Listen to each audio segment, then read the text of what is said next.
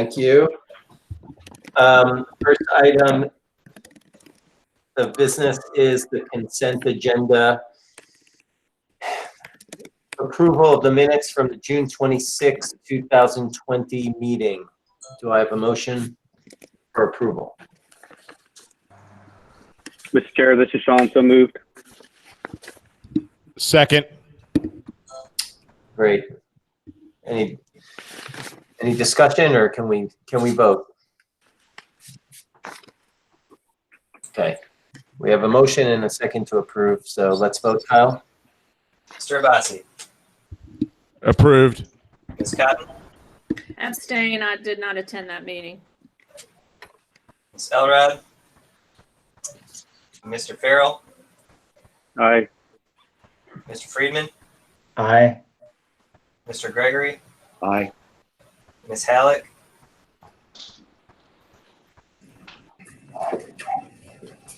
Mr. Jackson. Aye. Ms. Abby Johnson. Aye. Mr. Keith Johnson. Aye. Ms. Monique Johnson. Aye. Mr. Beeringoff. Aye. And Ms. Shields. Aye. Mr. Chair, the motion passes. Great, thank you. We're now on to the proposed code change proposals for the Uniform Statewide Building Code. This is book 6. Given that we have a lot to get through here, I'm going to try and keep this meeting moving more quickly. And so when we call items, I'll just call the item number or the proposal number. I won't go into reading it. So please, if you have things you'd like to discuss, please have your comments ready, and we're going to accomplish a lot here. Tab 1, book 6, tab 1. These are consensus items for approval. Do the members have anything they would like to remove from the block? Mr. Chair, this is Abby Johnson. Sure, go ahead. Hi. I'd like to remove from for discussion TM 403.3.1.1 about minimum ventilation rates for medical procedure rooms. Okay.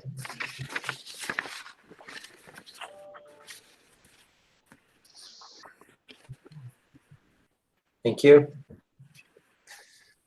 Anything else from the Chair, member? this is, just Sean, one more, please. RB 403.1.6 for individual consideration.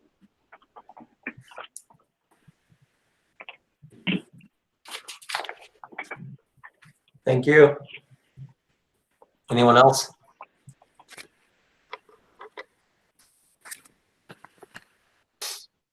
Okay, with the removal, then we can vote on the rest of the consensus block here with 403.1, TM 403.1.1 and RB 403.1.6 removed. Do I have a motion for approval of the block without those two items? So motioned. Second. Great. Discussion? And just if you could say who you are when you motion and second, please, for the minutes. Sorry, that was Sonny Abbasi motioning. Sonny motioned. Who seconded? Abby. Abby. And someone else. Abby Johnson. Thank you. Discussion? Okay. Let's vote, Kyle. Mr. Abbasi. Approved. Ms. Cotton. Yes. Ms. Elrod. Mr. Farrell. Aye. Mr. Friedman. Aye. Mr. Gregory. Aye. Ms. Halleck. Mr. Jackson. Aye. Abby Johnson. Aye. Mr. Keith Johnson. Aye. Ms. Monique Johnson. Aye. Mr. Beeringoff. Aye. And Ms. Shields. Aye. Mr. Chair, the motion passes. Great, thank you very much. Let's move to these items that were pulled from the block. So TM 403.1.1. Do we have a motion to approve? This is a consensus item pulled. Do we have a motion to approve or disapprove? Mr. Chair, could I ask a clarifying question? Sure. I just really want to discuss it and have a question about it. So would that be, I don't know if that's either one, approve or disapprove. I think we need a motion in order to discuss. Mike, am I Okay, a motion to correct? disapprove, to disapprove, I would. Okay, Okay. I'll second that. And discussion? Abby, do you want to take it? Yeah, so Okay. I'll try and make this really brief. My question is, it seems like we are pulling this section out of ASHRAE 170. But in ASHRAE 170, they just updated it this summer to account for COVID. So basically my understanding is that by pulling it out, you'd actually have less stringent ventilation requirements for these particular uses like physical therapy. And I'm just concerned now that we have COVID that this is a good idea or not, since they've just tried to make, ASHRAE's just updated made it more stringent, their regulations for ventilation. So I don't know if anyone knows anything about it, but that's my concern about removing it. 170. Does anyone know anything about that? I think the proponent just chimed in that he could answer questions. The tree hugger, yeah, I think. Richard Grace, he just asked him to speak now.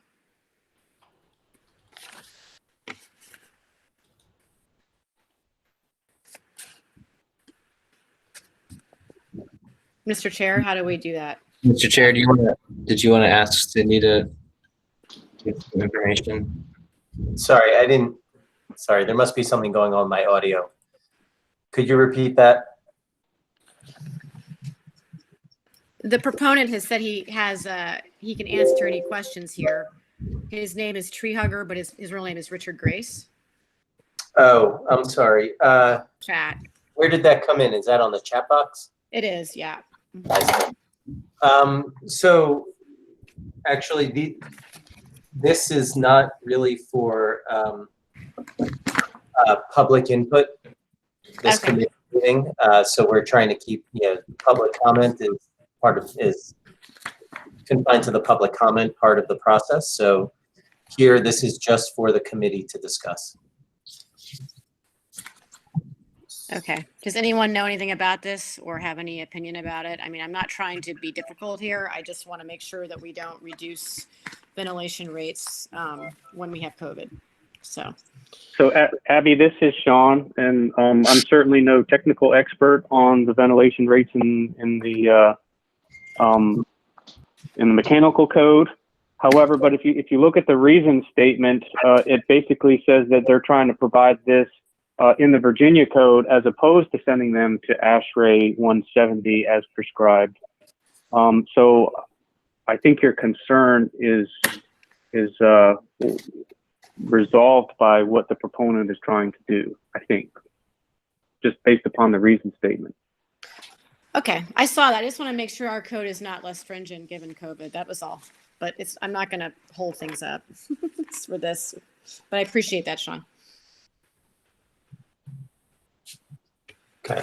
Is there any further discussion on this?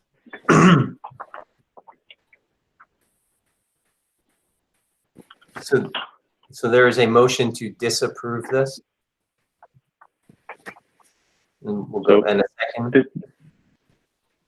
Yeah, I'll be voting against that motion. This was consensus approval in the work group session. And so I think all of the stakeholders have had the opportunity to weigh in on this, and everyone is approved. So I'm going to be voting against the motion for disapproval. Okay. Well, let's go to a vote.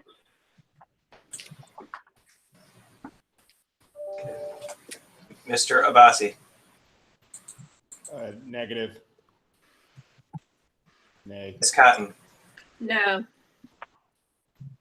Elrod, Mr. Farrell, Nay. Mr. Friedman, Nay. Mr. Gregory, Nay. Hallett,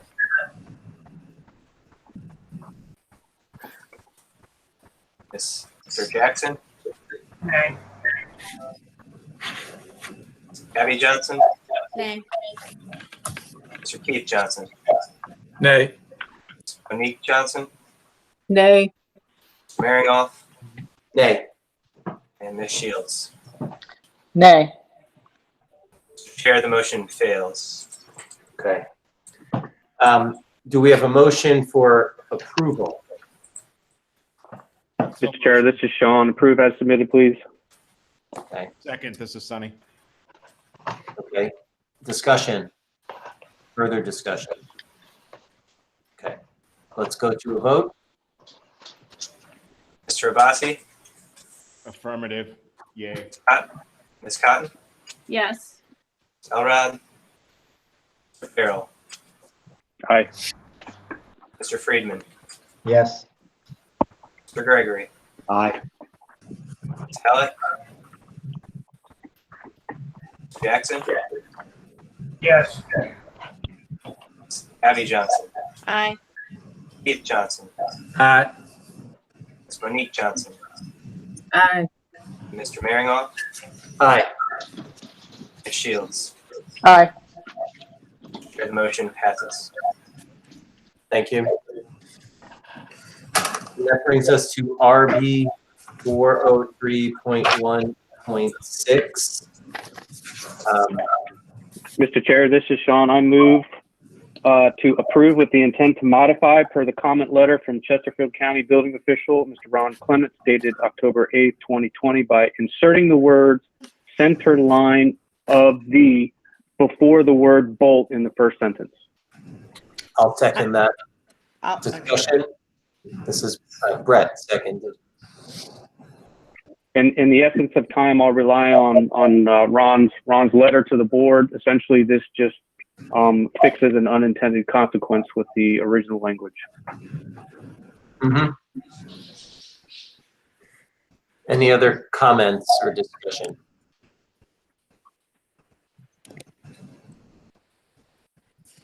Okay, then let's vote. Kyle? Mr. Abassi, Affirmative. Ms. Cotton, Yes. Elrod, Mr. Farrell, Aye.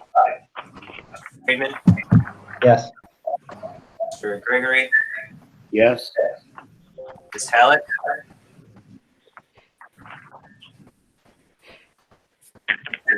Mr. Jackson, Aye. Ms. Abby Johnson, Yeah. Aye. Keith Johnson, Aye.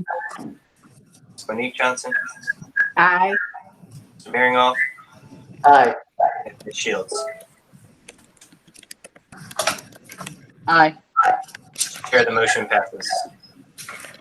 Thank you. That takes us to tab 2 of book 6. This one's a little bit different. So this is TP 403.1 and then parenthetical 1 and parenthetical 2. The board has to choose one of the two. So we need to approve one of the two and disapprove the other one. The two cannot coexist. So there are Mr. Chair, this is Sean. Yeah, I move to disapprove TP 403.1 paren 1 end paren. I'll second. Discussion. Very briefly, these basically were co-proponents. One would not withdraw. They basically say the same thing, except for 2 goes a little bit further. So the entire work group was in favor of paren 2 over paren 1, but 1 would not withdraw. So that's why it's before us. Okay. But paren 2 is consensus. That's correct? I will be moving approval as submitted on paren 2 if disapproved, if this one is disapproved. Okay. Right now, the motion is to disapprove paren 1, so that we're all clear. Is there any further discussion on that before we vote? Okay, let's vote on disapproval of paren 1. Mr. Abbasi, Affirmative. Ms. Cotton, Yes. Ms. Elrod, Mr. Farrell, Aye. Mr. Friedman, Aye. Mr. Gregory, Aye. Ms. Halleck, Mr. Jackson, Aye. Ms. Abby Johnson, Aye. Mr. Keith Johnson, Aye. Ms. Monique Johnson, Aye. Mr. Maringoff, Aye. and Ms. Shields. Aye. Chair, the motion passes. Thank you very much. Then I'll motion for approval of TP 403.1 paren 2. Second. Can we dispense with comments and just move to a vote? Okay. Any comment? Further comment? Now let's vote. Kyle? Mr. Abbasi, Approved. Ms. Cotton, Yes. Elrod, Farrell, Aye. Friedman, Aye. Gregory, Aye. Ms. Halleck, Mr. Jackson, Aye. Abby Johnson, Aye. Mr. Keith Johnson, Aye. Ms. Monique Johnson, Aye. Mr. Maringoff, Aye. and Ms. Shields. Aye. Chair, the motion passes. Great, thank you. That takes us to tab 3 of book 6. These items in the block are, the consensus is disapproval. So I just want to make that clear for everybody. Do I have a motion for disapproval of the block? Mr. Chair, this is Sean. I move to disapprove all items under tab 3 as a block. I'll second. Discussion? Mr. Chair, this is Abby Johnson. Can I have a clarifying question? Yes, go ahead. Okay. Yeah, so there was a lot of discussion today, I think, about the concrete inspection discussion would be B 1703.1.3 and 0.1.3.1 and then EB 502. So many advocates have supported this as being something that's going to improve the quality of the way concrete is installed and maintained. Does anyone on here in the subcommittee group have any experience on why we wouldn't want to approve these? Or I looked through the information in the packet. I didn't really get a clear sense of what the problem was. I was wondering if Sean particularly might know something about this. Mr. Chair, through the chair, Abby, this is Sean. And I know this particular item hasn't been called specifically, but and I understand that there's significant support from industry from this.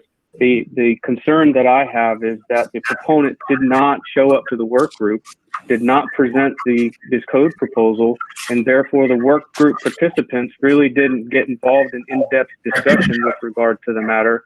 So I don't think that this has had sufficient review by the stakeholder groups that are involved in order for us to overturn it. So if Okay. you were to remove it from this block, and I would be voting for disapproval.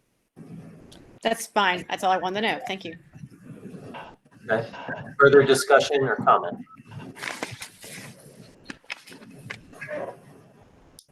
Okay. let's move to vote. Second, Abby. Sorry, we're, Oh, there's no motion yet. Sorry. yeah, it's already motioned and seconded Oh, it to is. disapprove the block. So that's what we'll be voting on. Kyle? Mr. Abbasi. Approved. Ms. Cotton. Yes. Elrod Barrel. Yes. Friedman. Yes. Mr. Gregory. Aye. Ms. Halleck. Mr. Jackson. Aye. Abby Johnson. Aye. Keith Johnson. Aye. Monique Johnson. Aye. Mr. Marinoff. Aye. Ms. Shields. Aye. Looks like Ms. Halleck may have been unmuted. Kyle, she is still unable to unmute, but she's typing her vote in the chat box.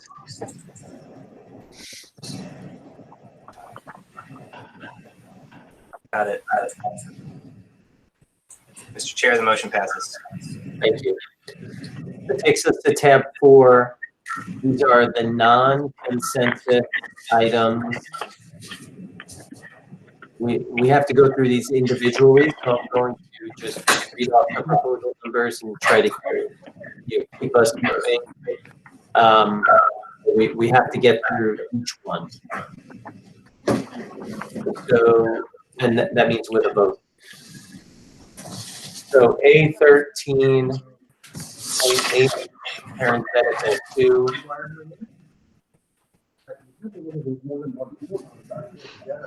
I think Rick's talking. All right. We can hear him. Rick, we can't hear you. It's coming in muffled.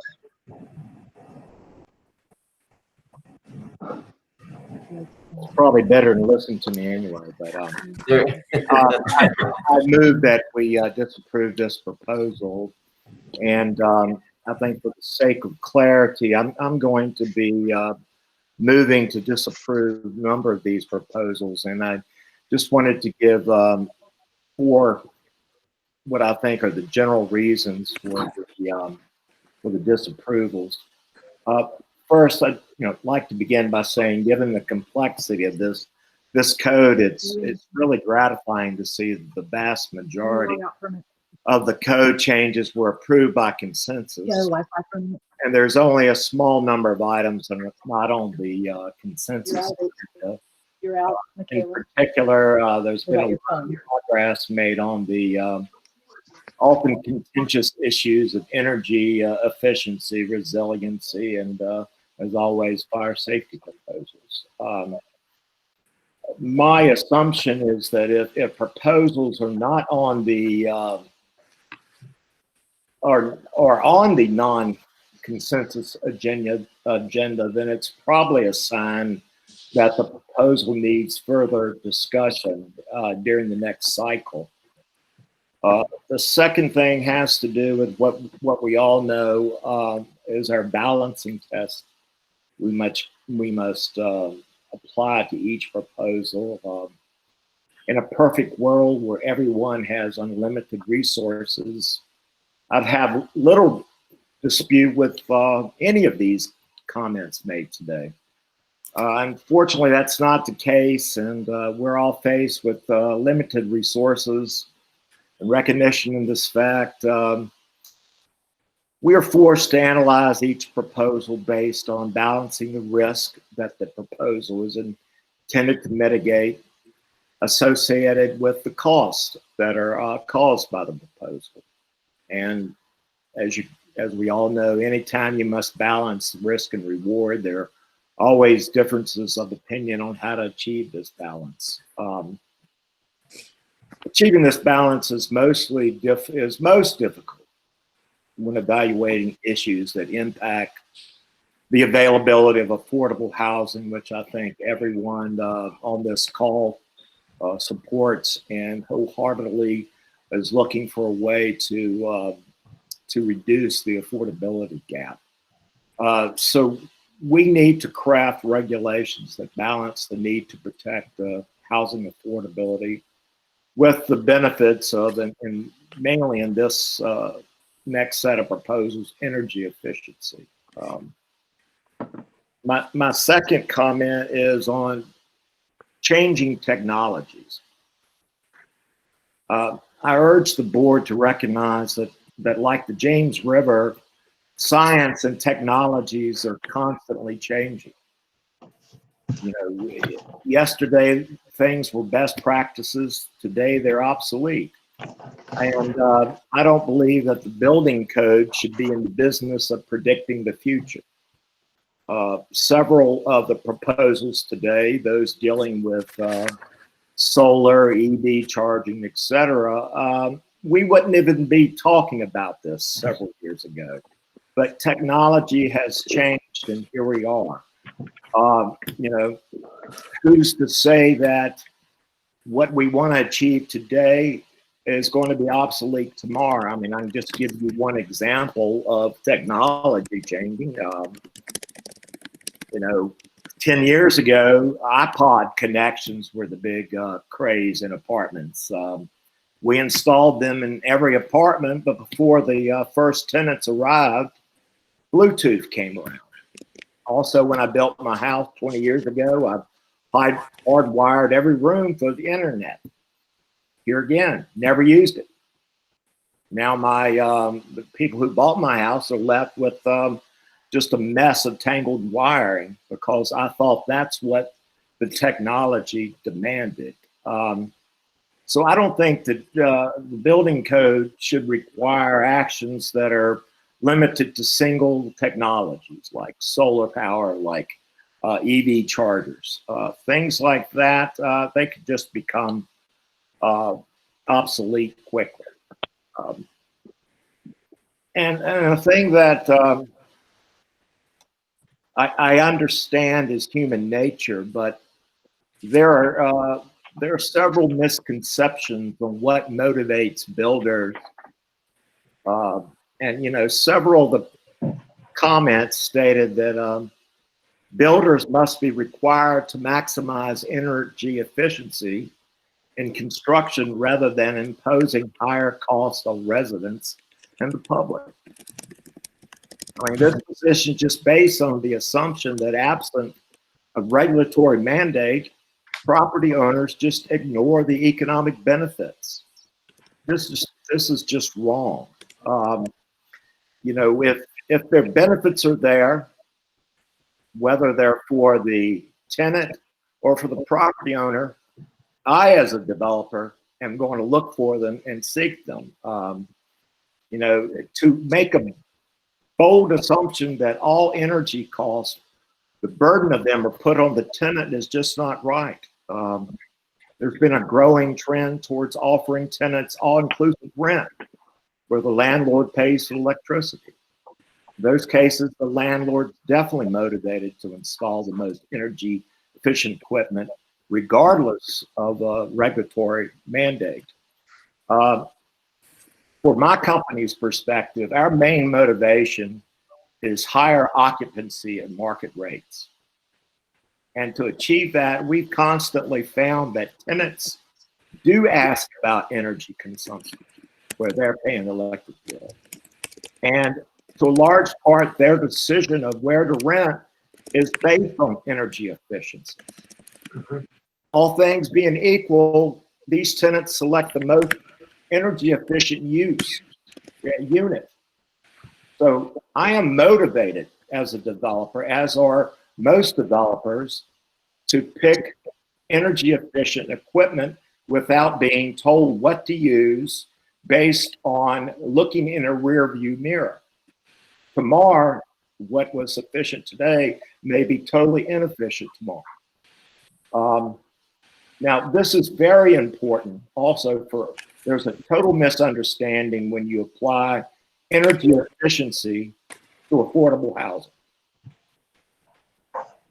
Most people, when they talk about it, and it's true, and it's a shame that low-income citizens have a disproportionate burden of energy costs on them. but I would suggest that's more of a function of the age of housing where they're living. They're not able to take the benefit of the increases in efficiency that have developed over the past 50 years without regulatory requirements. What incentivizes me as one of the state's largest providers of affordable housing, and again, to maximizing my occupancy, which is really never a problem with affordable housing. But there are other things out there that motivate me, and they are efficiencies and requirements that are put in place not by the building code, which has its own set of requirements, but by HUD, by the state agencies which allocate the low-income housing tax credits like Virginia Housing, by other lenders like Fannie Mae, Freddie Mac, and just the market. For example, when underwriting loan applications, Fannie Mae, Virginia Housing, they score you based on your energy efficiency. When determining whether or not you get housing tax credits, you get a score based on that. There is an incentive there for me to do it so that I can get credits. Also, in determining the maximum rent levels for affordable housing, the rules fully consider energy usage. In other words, the maximum rent that can be charged by landlords is lowered by the assumed energy costs for that apartment. So if I have inefficient apartments, I'm going to get less rent. So to equate and make a bold statement that you have to force the landlord to do it is totally wrong and ignores the facts. And I appreciate the opportunity to say those comments. Can I ask you a question? Of course, I am 100% in favor of more affordable housing.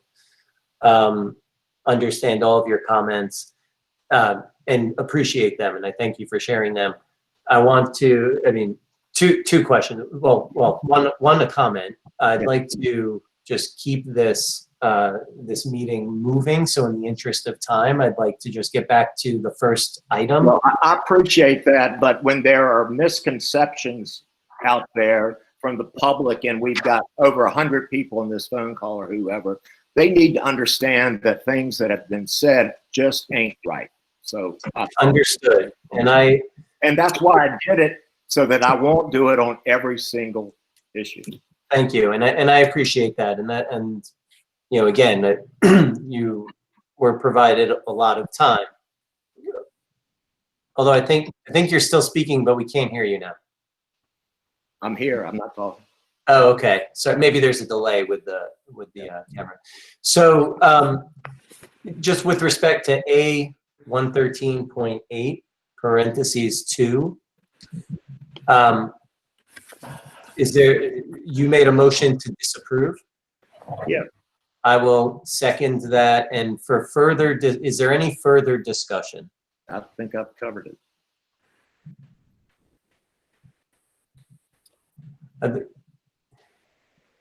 And Mr. Gregory, your reason for disapproval, right? If we look at the information provided, it mentions that there is no expected cost impact for this item. It will increase resiliency. Your reason for disapproval, can you elaborate on that? Yeah, I mean, not every locality in the Commonwealth of Virginia is alike. We've got different resources in Northern Virginia as opposed to what we have in Western and Southern Virginia. And the code as it exists today gives the local building official flexibility and discretion to allow for those things.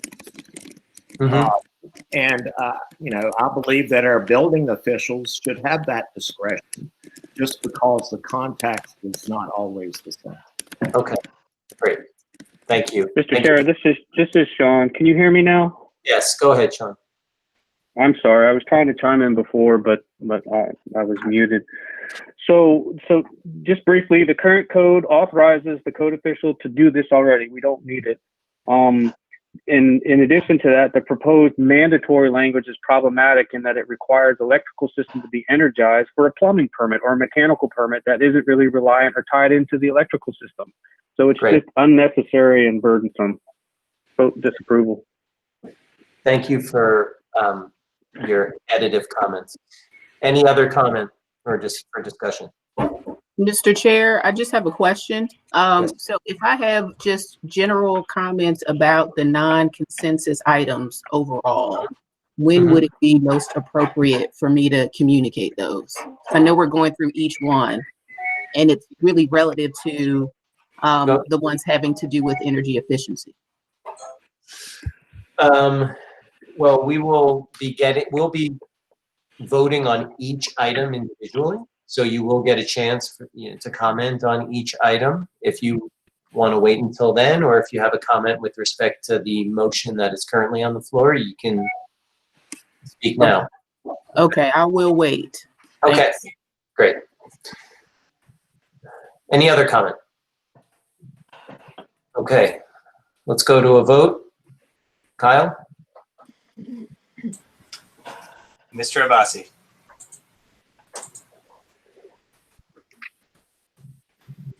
Can we just restate what we're voting on? It's been a while since the original motion. Sure, I'll take that. So the motion was to disapprove A 113.8 parentheses 2, which is the first item on tab 4, the non-consensus Got it. block. And it's motion to disapprove. Correct. Okay, affirmative. Ms. Cotton. Yes. Ms. Elrod. Mr. Farrell. Aye. Mr. Friedman. Yes. Mr. Gregory. Aye. Ms. Halleck. Are we on the phone? Okay. Mr. Jackson. Aye. Abby Johnson. Aye. Keith Johnson. Aye. Aye. Monique Johnson. Aye. Maringoff. Aye. Ms. Shields. Aye. Chair, the motion passes. Thank you. Mr. Chairman, this is Andy. I'm just wondering, there's a process option that we could exercise because this seems incredibly painful. Is it possible for us to go through these and determine which ones and group them by ones we already have a consensus to approve and disapprove, and then take one vote on each block at the end instead of taking 30 votes? I believe we did that last time, that the non-consensus, we pulled out the ones that we had an issue with and voted the rest in a block. I agree with Andy. These are all non-consensus items, this whole block. Correct. Right. I think the proposal, Brett, is that we vote them all as non-consensus as opposed to one by one. I don't know if that's an option, Kyle. Yeah, that's a question for staff. My understanding is that each one has to be approved individually. I feel like we've done it before, so. We have, I believe. If there is a predetermined way to group them, Right. Then they would be consensus. Can we ask the group to pull out the ones like we did for the original consensus? Can we ask the group to pull out the ones that we want to discuss? That would make sense. So,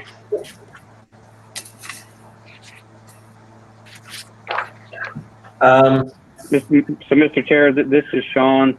That will be difficult to do because we don't know what the consensus is.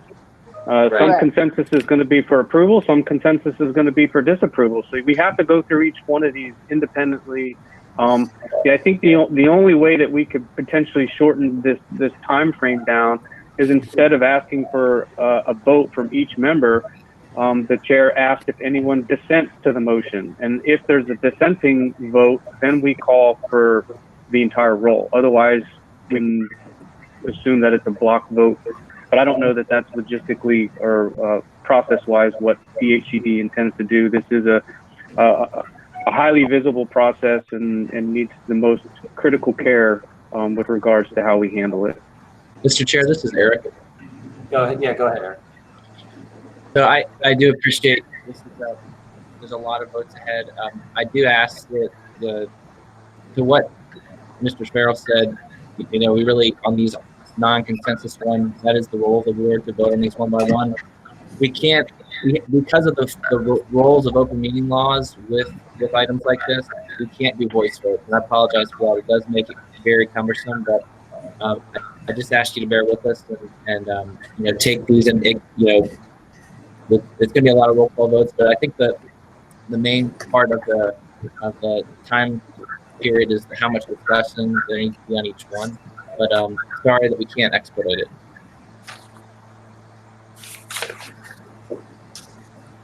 Thank you. Let's roll.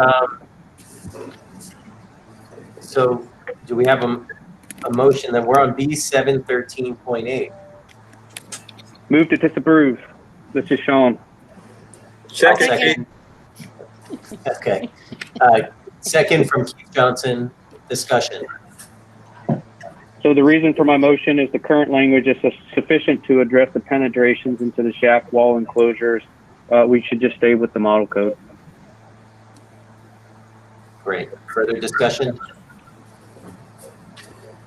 Okay, let's vote. Mr. Abbasi, Approved. Ms. Cotton, Yes. Ms. Elrod, Mr. Farrell, Aye. Friedman, Aye. Mr. Gregory, Aye. Alec, Mr. Jackson. Aye. Ms. Abby Johnson, Aye. Keith Johnson, Aye. Ms. Monique Johnson, Aye. Mr. Maringoff, Aye. and Ms. Shields. Aye. Chair, the motion passes. Thank you very much. That brings us to item B713.11. This is Sean. Move disapproval. Second. Second from Abby Johnson. Discussion. This proposal removes options for compliance, particularly for shafts that don't contain ducts. Further discussion, comment? Okay, vote. Mr. Abbasi, Approved. Ms. Cotton, Yes. Ms. Elrod, Mr. Farrell, Aye. Friedman, Aye. Gregory, Aye. Ms. Halleck, Mr. Jackson. Aye. Abby Johnson, Aye. Keith Johnson, Aye. Monique Johnson, Aye. Mr. Maringoff, Aye. and Ms. Shields. Aye. Chair, the motion passes. Proposal number B905.5. Do I have a motion? Recommend disapproval per the consensus group. Second. Well, it looks like I'm in now. Who was the second? And it looks like Claudia. Thank you, Claudia. Discussion? Mr. Chair, just Sylvia, Alex, yes. we can hear you now. So you're on, and so you just have to click the bottom mute and unmute. So you're on, and I want to make sure you can hear you. Mr. Chair, this is Abby Johnson. We cut out. Are we discussing B713.11 now? No, we're on B905.5.3. Oh, wow. That really cut out. Okay. All right. Am I right? I didn't Yes. see. We Yes. already did 713, 11, 11. Okay. I didn't even vote on that. I don't recall. Sorry, Kyle, what are we on? Can you confirm, please? What did we just vote? Mr. Chair, we are on B 905.5.3. We've dispensed with 713.8 and 713.11. And we did two separate votes for those? Kyle, you have the votes? Yes. Yes. Okay, great. Thank you for We're confirming. doing that. Okay, any further discussion on B 905.5.3?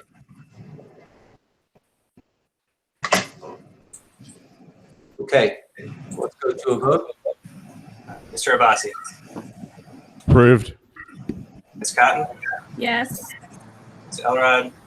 Mr. Farrell. I'm opposed to that motion.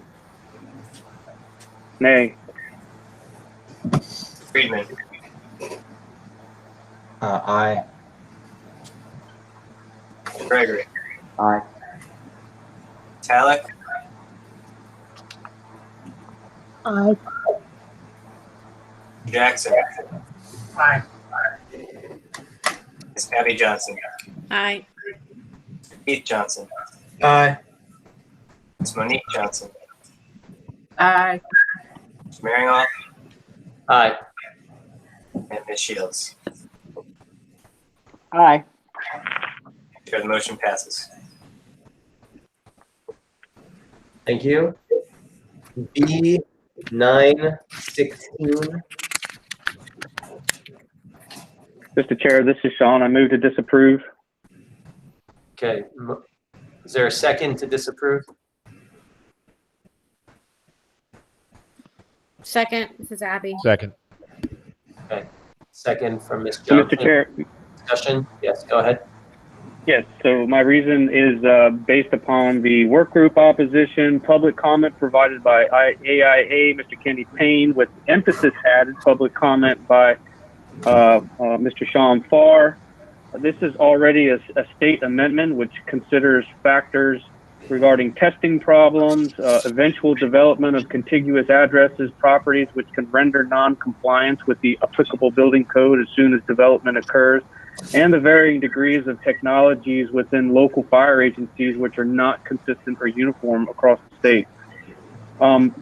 Further, the proponent aims to do a full reversal regarding who bears the cost of installation readiness and monitoring without the data to support the reversal.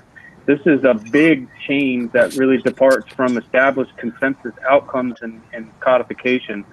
I do recognize that this is a highly important topic for the fire services, and it really needs to have collective input and consensus approval by all stakeholders. So I am recommending that DHCD pull together a sub-work group in the next cycle to address this issue and all of the relevant factors that are involved with making this the best that it can be in Virginia. So move disapproval. Thank you. Further comments?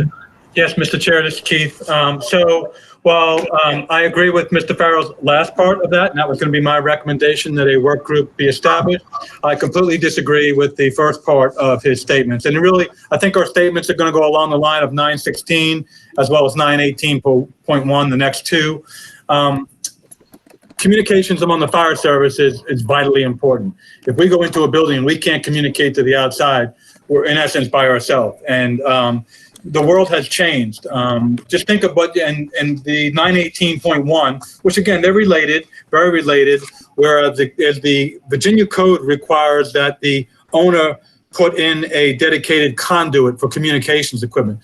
The model codes in 2018 are changing in that they have to look at basically radio covers. So it's no longer just good enough to put in a conduit for a radiating cable or non-radiating cable. In the model code in 2018, it's changing in the fact that you have to provide that you have proper radio coverage. Now, Mr. Farrell's right. The one code proposal does look to change the cost of who puts that in from the jurisdiction. So we all work for a jurisdiction, whether you work for the state or a company or a jurisdiction. Who bears the cost of that equipment? Are you bearing it as your company, or are you bearing it as a citizen of where you live? Or are you requiring that the owner or the building owner, the builder, bear that cost. It is a different philosophy, and I'm sure we have different opinions here on that. But working for me as a fire chief, working for a locality, I'll give you one example of how we are taking a stand on this.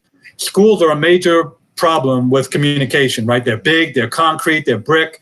And we as a locality are to every school and putting in communications equipment called BDAs, bidirectional amplifiers, that will increase our communications. So Loudoun County is incurring that cost because we have to have effective communication. Now, I can't make a private building owner do that right now, obviously, but we have 67 buildings in Loudoun County that when our firefighters go inside, they cannot communicate to the incident commander outside. 67 buildings in one locality alone. And again, there are many more. Certainly data centers, high rises, jails, schools, you get it, shopping malls. So we have to be able to communicate. So I would ask that also that a work group be developed, because what many of the proponents that Mr. Farrell spoke of provided pages of commentary. And what I'm saying is pages of commentary that's old. They're going in reference to the opposition talks about a General Assembly study that was conducted in 2003, a 45-member task force of state and local members from the Commonwealth. Think of what your cell phone looked like in 2003 and what it looks like today. That's what we're dealing with. Old technology, old standards, old work groups. The world has changed. We have the best communications equipment, I think, that you can buy in Loudoun County. I have a centralized dispatch facility. We buy $7,000 portable radios, but yet I can't communicate to the outside in some of my buildings. So we're trying to take everything we can to increase our communication. But if we're relying on a 2003 study and say, hey, we studied this in 2003, let's go with it, that's absolutely nuts and crazy. We have to be able to put these work groups together. I argue that it can't wait till the next code cycle to do this. I say we really need to put this work group together now, because I don't think this is going to be a quick work group. There already is folks that are looking at putting in legislation changes to make this occur. So we'll see where that goes.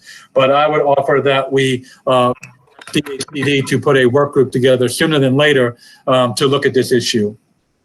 And that really, my comments are really for 916 and 918.1. So I don't know, Chair, how you want to. Understood. Well, we're taking them one at a time, but for the next one. Mr. Chairman, I have a question. Is it possible to have Cindy opine on how fast we can get a work group together on this if this was non-consensus today? Sorry, my understanding as to what Mr. Johnson just and Mr. Farrell, as far as taking this back to a work group, would be for the next code update cycle. Am I correct? I don't think we have enough time to do it before this code cycle.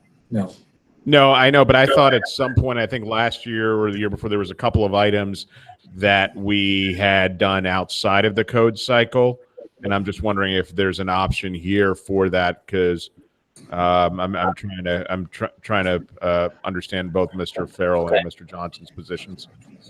Okay. Cindy, are you able to weigh in on that? Yeah, so I think Keith is right. I think the sooner the work groups would convene, the better. And we certainly are prepared to do that. We have a couple of other ones that are going on.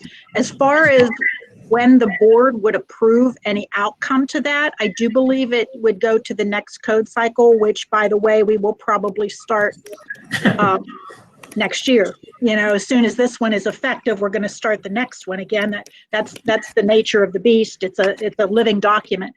So so we would start that work group. We would not wait, because I do believe it's going to be pretty technical and complex, and we would need to get everything worked out in time for the next code cycle. Mr. Chair, if I could ask Mr. Johnson if he's comfortable with that cycle. Yeah, I don't think we have a choice. Again, this is something that none of us on this committee, certainly Mr. Farrell and I, we have opinions in that, but certainly I'm not an expert in communication. This is going to require technical experts to get together and look at this. And again, look at the model code. I think the model code in 2018 is taking steps to rectify this. We really need to look at that model code and see, how Virginia can look at it. There are looking at it holistically, and I think that's a good idea. But there are costs. There's no question. There's cost to this. But again, I certainly agree that the sooner the better, like Cindy said, and then we can look at it for the next code cycle. But start sooner than later, because this is not an easy topic, as we spoke about. Okay. Any further discussion? Let's put this to a vote, and just as a reminder, we're on B916, and the motion for the vote would be disapproval. Kyle? Mr. Abbasi. Approved. Ms. Cotton. Yes. Elrod. Mr. Farrell. Yes. Mr. Friedman. Yes. Mr. Gregory. Aye. Ms. Halleck. Yes. Mr. Jackson. Aye. Abby Johnson. Aye. Keith Johnson. I want to vote no, just for the purpose of the study. Monique Johnson. Aye. Mr. Maringoff. Aye. And Ms. Shields. Aye. Chair, the motion passes. Thank you. That brings us to B918.1. Motion? Mr. Chair, this is John. I vote disapproval based upon what we just did for 916. Great. I'll second that. Any further discussion for 918.1? B918.1? No, sir. Yeah, The comments are the same, really, in relation to the same. Okay. Okay. Then let's move this one to a vote for disapproval of B918.1. Mr. Abbasi. Approved. Ms. Cotton. Yes. Elrod. Mr. Farrell. Aye. Mr. Friedman. Aye. Mr. Gregory. Aye. Ms. Halleck. Aye. Mr. Jackson. No.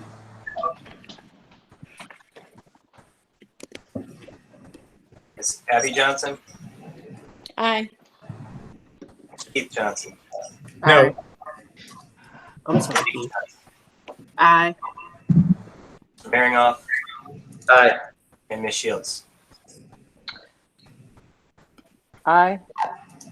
Chair, the motion passes. Thank you.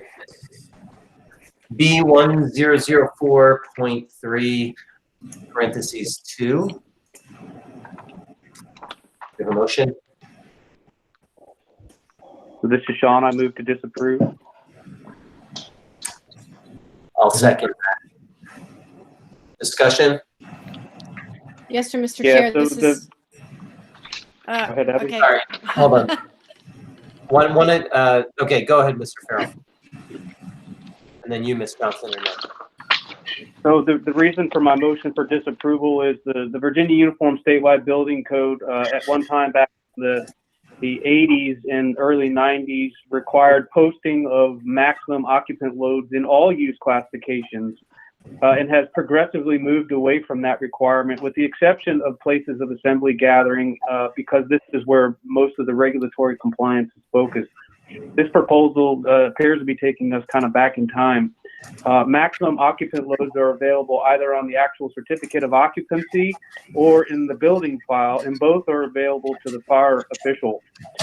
In fact, in Prince William County, we've developed an occupancy report that provides our fire team with total building data and fire data for any new building or modified building. And the last thing I'll mention is, this proposal makes the requirement retroactive because we're placing technical specifications in the companion statewide fire prevention code, because a piece of this proposal goes to the statewide fire prevention code, and that's counterproductive to what we've spent the last 6 years on doing. Thank you. Miss Abby Johnson, you were next. Yeah. So I think I'm confused. I thought we were on B1612. We're not there yet? Not yet. Sorry. So I have no comment. Any further comments from the group?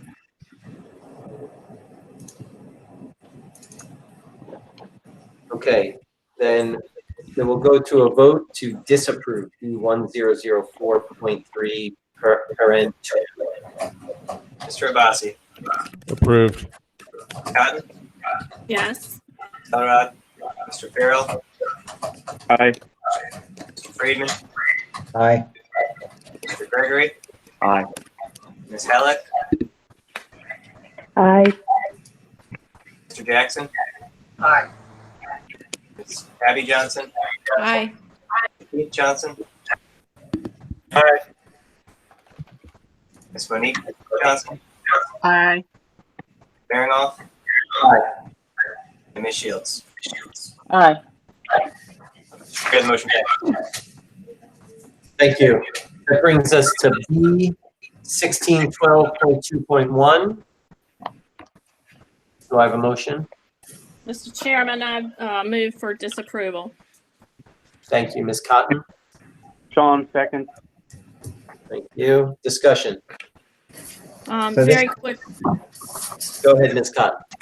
Okay, very briefly, last week, the Planning District Commission here in Hampton Roads had this and some of the other items up for discussion, and I did not hear consensus at that meeting, and I think this needs more time for review in the next code cycle.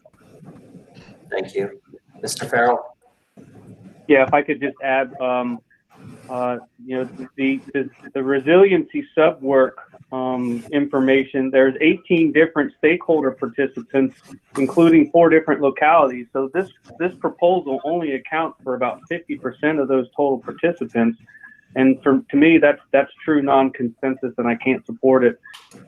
Additionally, we have a comment from one of the proponents asking for it to be deferred to next cycle. So I'm happy to oblige. This is Mr. Chair. This is Abby Johnson. Yes. Thanks. So yeah, I was actually going to bring that up for Mr. Farrell's comment that when I saw this comment, I would incline to agree. I just had a question though. I'm assuming that there's no way, maybe per earlier comment, to speed this up, have to wait the full code cycle in terms of them maybe potentially getting consensus by December. That's not possible, right? I'm just confirming that. Confirmed. Okay. Thank you, Sean. Ms. Monique Johnson, I see your hand. So I do have a question, and it's really based upon a comment that was just made about the fact that only 50% of the jurisdictions were in support of this. But I guess my concern is that as I'm looking through some of the other non-consent items, there isn't always a diversity of stakeholders represented. And so I guess trying to kind of figure out when to use that as justification and when not to use that as justification is really difficult. I mean, so I guess that's a part of my concern just generally with some of these items. I know we can't force folks to be involved in the process, but I guess this is a question for staff. How much outreach do we do to try and encourage that there's not just one voice driving the direction of some of these proposals or a subset of voices? Mr. Chair, if I could. Yes. Go ahead. So I'm going to ask some of the other staff to maybe, if you look at your tab, and I forget which one it is, let me see if I can find it here. There is a whole list of everybody that was involved with the resiliency sub-work group, and it lists who they are and who they represented.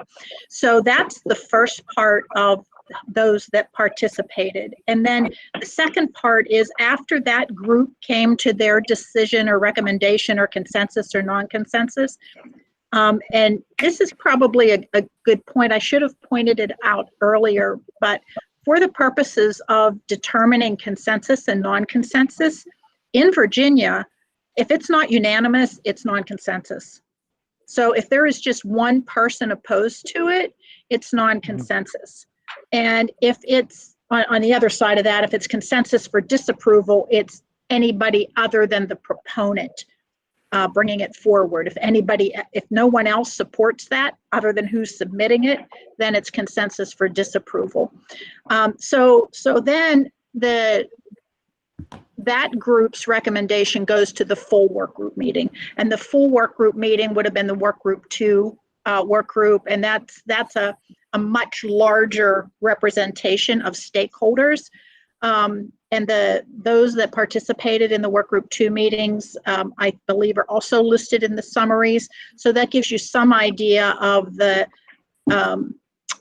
variety of the stakeholders. I will say that on the original resiliency group, we did try to focus on those that would be most impacted by resiliency, which were coastal communities and flood-prone areas. So that's, I'm not sure if that gives you enough information or answers your question. It does generally. And I guess, again, my concern is just, making decisions about approval based upon who was not involved is, it's I guess, kind of difficult for me to ascertain how much that should play into the decisioning. Because I look at this particular proposal and maybe I'm misinterpreting it, but it just seems like there was agreement by the group to kind of like do some further study and create a proposal. So I'm just trying to understand, at least with this in particular, what the next step is. Maybe that would help me to understand. Oh, so for this particular group, what we did agree to do is that this is going to be an ongoing sub-work group. So their work is not going to end with this code cycle. They're going to continue to work and try to identify additional resiliency codes that can be brought forward. So this, there were a number of proposals that were sort of conceptual during the sub-work group meeting, but they weren't put in legal code enforcement language. And so those items will continue to be worked on too. So the work of this committee will be continuing into the next cycle. If that helps. That helps. Thanks. So this is Andy. Yeah. Cindy, could you clarify? I mean, I thought that the representative of the Secretary of Commerce and Trade or somebody was the person supporting these proposals. Is that not true? The person that spoke first in the public comment this morning, is that the person you're referring to? Yes, I'm not sure of her official title. I believe she's the Chief Resiliency Officer for the state. It's Admiral Phillips, yes. Right. So is this is this or is it not a proposal from the governor's office themselves? So I'll take that one. So this proposal, that we work closely with Admiral Phillips throughout this process, and Executive Order 24 set in motion every code proposal having a look at resiliency, and then also this resiliency work group that Cindy mentioned will be continuing. Admiral Phillips does work in the Natural Resources Secretariat in the Governor's Administration, but you all as board members can all vote your conscience on this particular topic. This is Abby. Can I just say that for this particular item, the proponents are multiple, but it includes the Hampton Roads Planning District Commission. And I'm work in resiliency. I'm huge. Think we need it absolutely. I would say that the fact that I talked to some folks who said that not everyone, including staff, had time to really understand, and I think per Cindy's point, get this to a point of code level language. So as much as I support it, and with the fact that the Hampton Roads Planning District Commission, who are one of the proponents, have kind of pulled it, that's why I'm not going to push it myself. But I would normally, I just put for the record, would push anything that's going to raise our resiliency. Thank you. And I appreciate that, Ms. Johnson. I did listen to their meeting and the discussion of this and some of the other proposals, and they were not in consensus at that meeting. Okay, great. Great. Any further discussion? Mr. Chair, just one clarification for Monique. If you look at tab 9 in the book that we have, that's where all your work group information is. And if you go to the resiliency work group, it lists all the participants within that work group. And there were a total of 18 different and independent stakeholders that participated in that group, and 4 of them were jurisdictions. And so that's where I got my my figures 18. There are only 9 collective on the proposal, so that represents about 50% of the total group is trying to put this. Whereas the rest of the resiliency, the ones that we've already approved, they were 100% by the work group. So this would represent the opinion of 50% of that work group. Okay. Thank you. Thank you. Any further comment? Okay. This is a vote to disapprove B1612.2.1.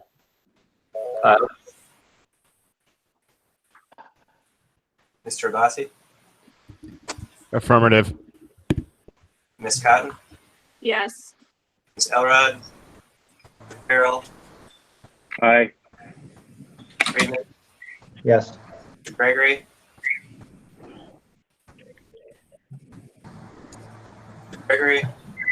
Trying to get it unmuted. Aye. Ms. Halleck, Aye. Mr. Jackson, Aye. Ms. Abby Johnson, Aye. Keith Johnson, Aye. Ms. Monique Johnson, Aye. Mr. Maringoff, Aye. and Ms. Shields. Aye. Chair, motion passes. Thank you. B1612.4. I have a motion. Mr. Chairman, I move for disapproval. Claudia. Thank you, Claudia. Is there a second? This is Sean. I'll second. Thank you. Discussion. Could someone This is give us Sean. the Same reason background? as above. Go ahead, Sean. This is Sean for the same reasons we just discussed on the previous proposal. Got it. Thank you. Exactly. Thank you. Okay. Then if there's no other comments, let's move to a vote for disapproval of B1612.4. Mr. Abbasi, Approved. Ms. Cotton, Yes. Elrod, Mr. Farrell, Aye. Mr. Friedman, Aye. Mr. Gregory, Aye. Ms. Halleck, Aye. Mr. Jackson, Aye. Abby Johnson, Aye. Keith Johnson, Aye. Aye. Ms. Monique Johnson, Aye. Mr. Maringoff, Aye. and Ms. Shields. Aye. Chair, the motion passes. Thank you. B1804.8. Do I have a motion? Motion disapproved. Keith. Thank you, Mr. Second. Johnson. Abby. Thank you, Ms. Abby. Discussion. Same as above. Yep. Okay. And I would add lack of definition, lack of clarity of definitions as well. Okay. Yeah. Thank you. Noted for the future work group. Yeah. Let's go to a vote then, Kyle. Mr. Abbasi, Affirmative. Ms. Cotton, Yes. Elrod, Mr. Farrell, Aye. Friedman, Aye. Mr. Gregory, Aye. Ms. Halleck, Aye. Mr. Jackson, Aye. Abby Johnson, Aye. Keith Johnson, Aye. Monique Johnson, Aye. Maringoff, Aye. Ms. Shields. Aye. Chair, the motion passes. Thank you. That takes us to ERB 101. There a motion? I move for disapproval of the proposed change. Right. I'll second. Discussion. Mr. Chair, I have a question more than just discussion. Is that possible for Cindy? Sure, go ahead. Really Ms. Abby quickly. So Cindy, some of the discussion about this item is the fact that they were trying to move something put something in an appendix.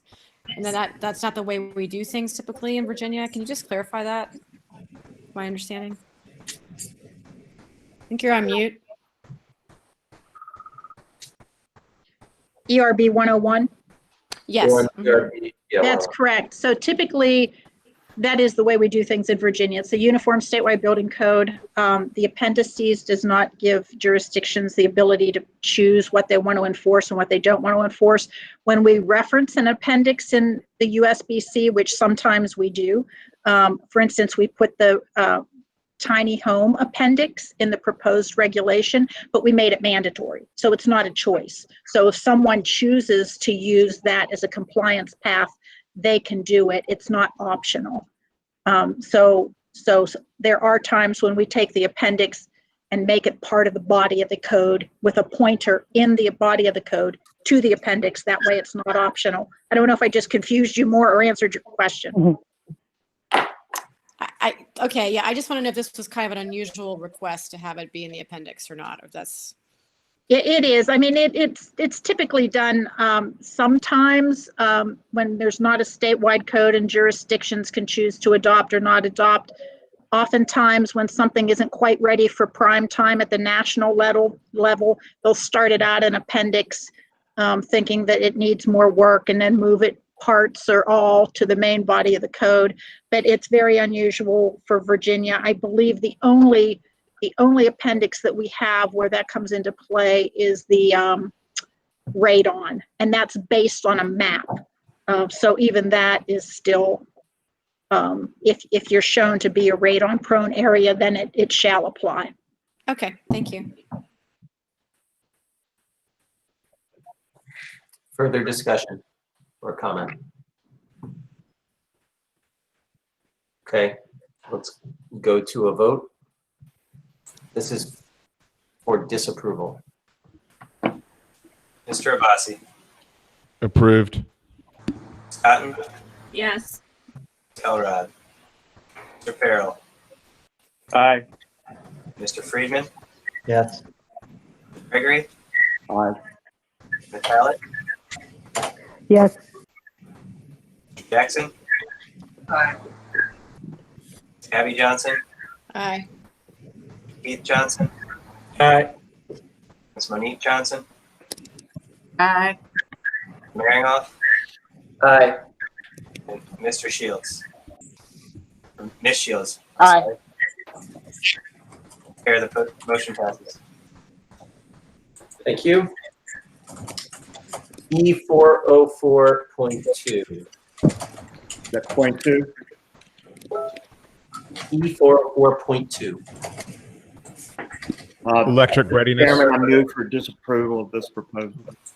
Okay, motion from Mr. Gregory to disapprove, Second, Sunny Abbasi. second from Mr. Abbasi. Discussion.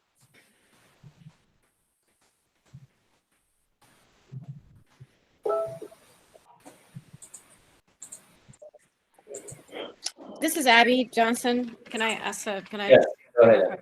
So in terms of this, I did not have a problem necessarily with necessarily it being made ready for the panel, but I just want to, for the record, say that this proposal also includes mandatory, I think, structural improvements. I just want to clarify if that's correct. And for me, that seemed like that would be an additional cost that at this point in time might be excessive, but I just want to clarify, am I reading that right? That this would require additional structural changes that would be mandatory?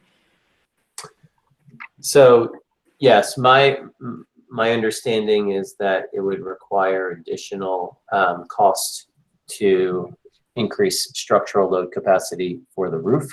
Right. Am I getting that correct, Cindy? Okay. All right, thank you. Can I ask a question to that discussion also? So that additional cost is the snow load or the load for the roof outside of what's already required for the load on the roof? Cindy? Is that a question for staff? Or- That's for staff, right? So the current load requirement for the roof line of a new building is the solar readiness, so to speak.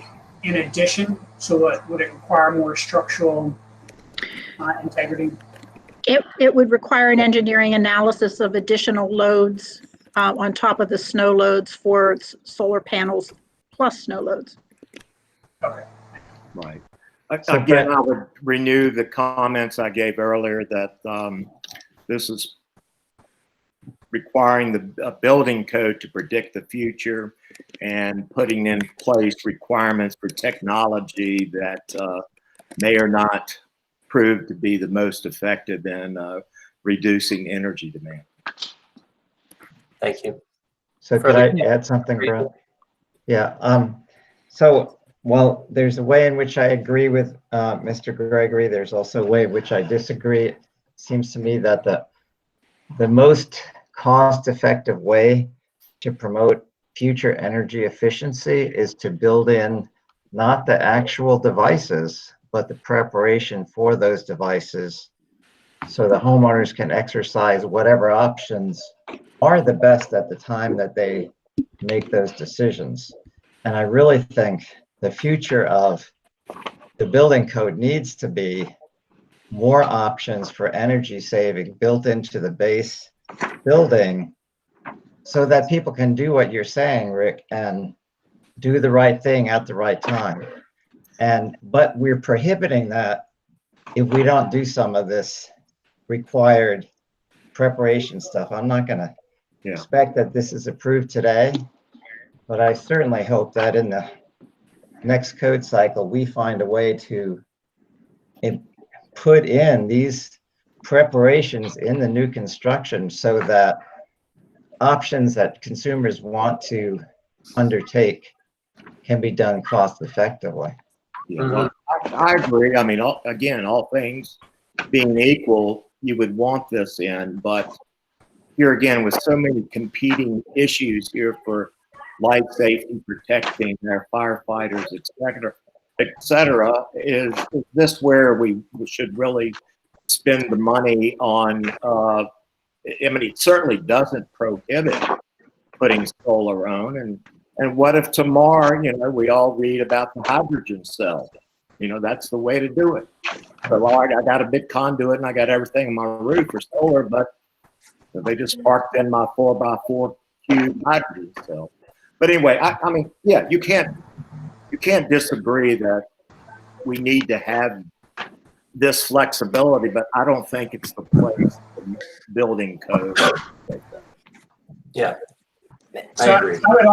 I would also agree with Mr. Friedman. The reality is, when I would build single-family homes and I had a slab or in the basement and had gravity-feed sewer, I would probably rough in plumbing for a future bathroom in there.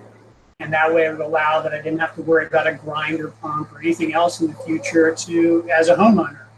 Same idea, I think, is what Ms. Friedman's getting to, is that the cost benefit is it's pretty low up front. We know that solar across the country is growing. Every state obviously has its own value point to it. And it may not pass today, but I think it's something we definitely need to be aware of. Just like the hydrogen cell might be the next coming thing. Mm-hmm. Thank you. May I Yes. make one comment too? Yeah, I just like to add that I agree with what both Andy and Mark are saying. I'd like to say that I think that's definitely something we should consider in the next code cycle. I believe this was a 2021 item. And I'd also I would support that if that were to happen. And I'd also like to say that I don't think solar is like a fly-by-night technology. It's been around a long time. It will continue to be, I think, something that we're going to see. So I would just put that comment in per, the latest thing changing. I think this is there. I think solar is here to stay for a long time. So I support future evaluation. Thank you. Mr. Chair, this is Sean. Mm-hmm. Sean. May I comment? So I guess the question that I would ask the board is, what is stopping anyone from doing this today?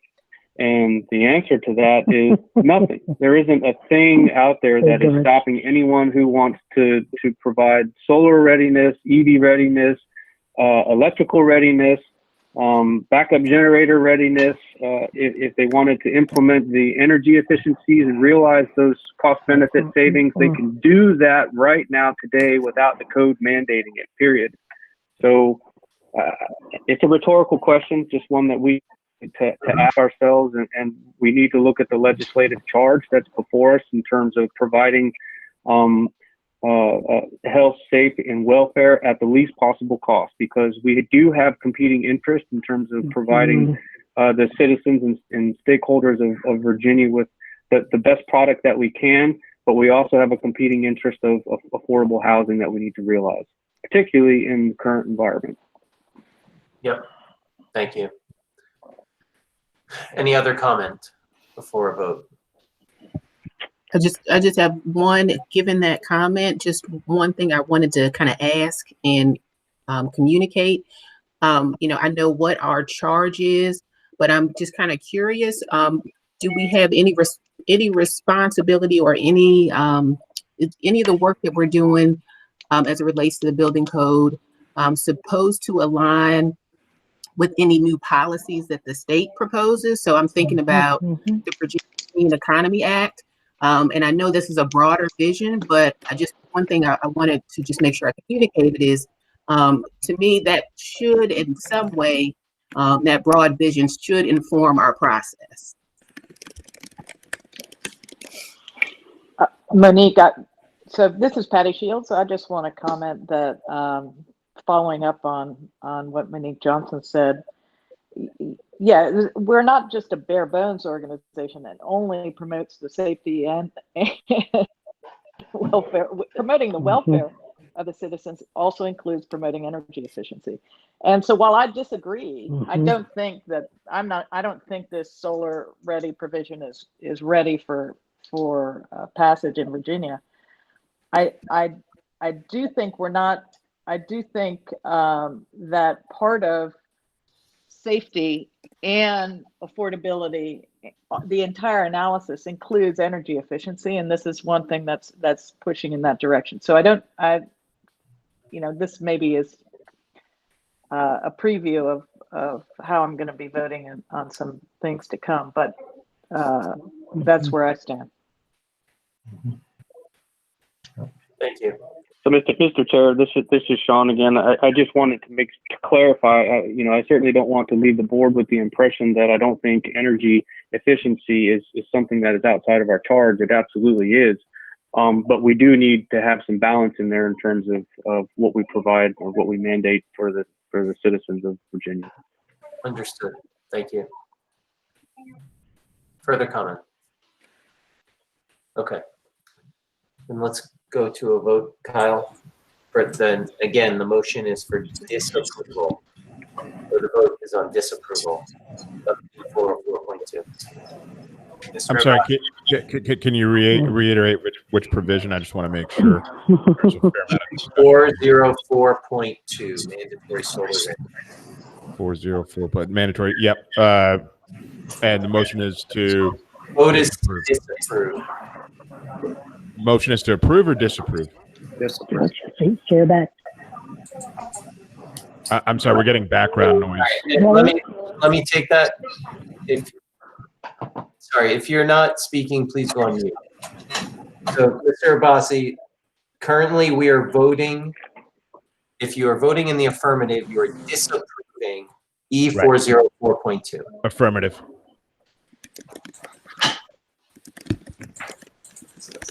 Mr. Abbasi.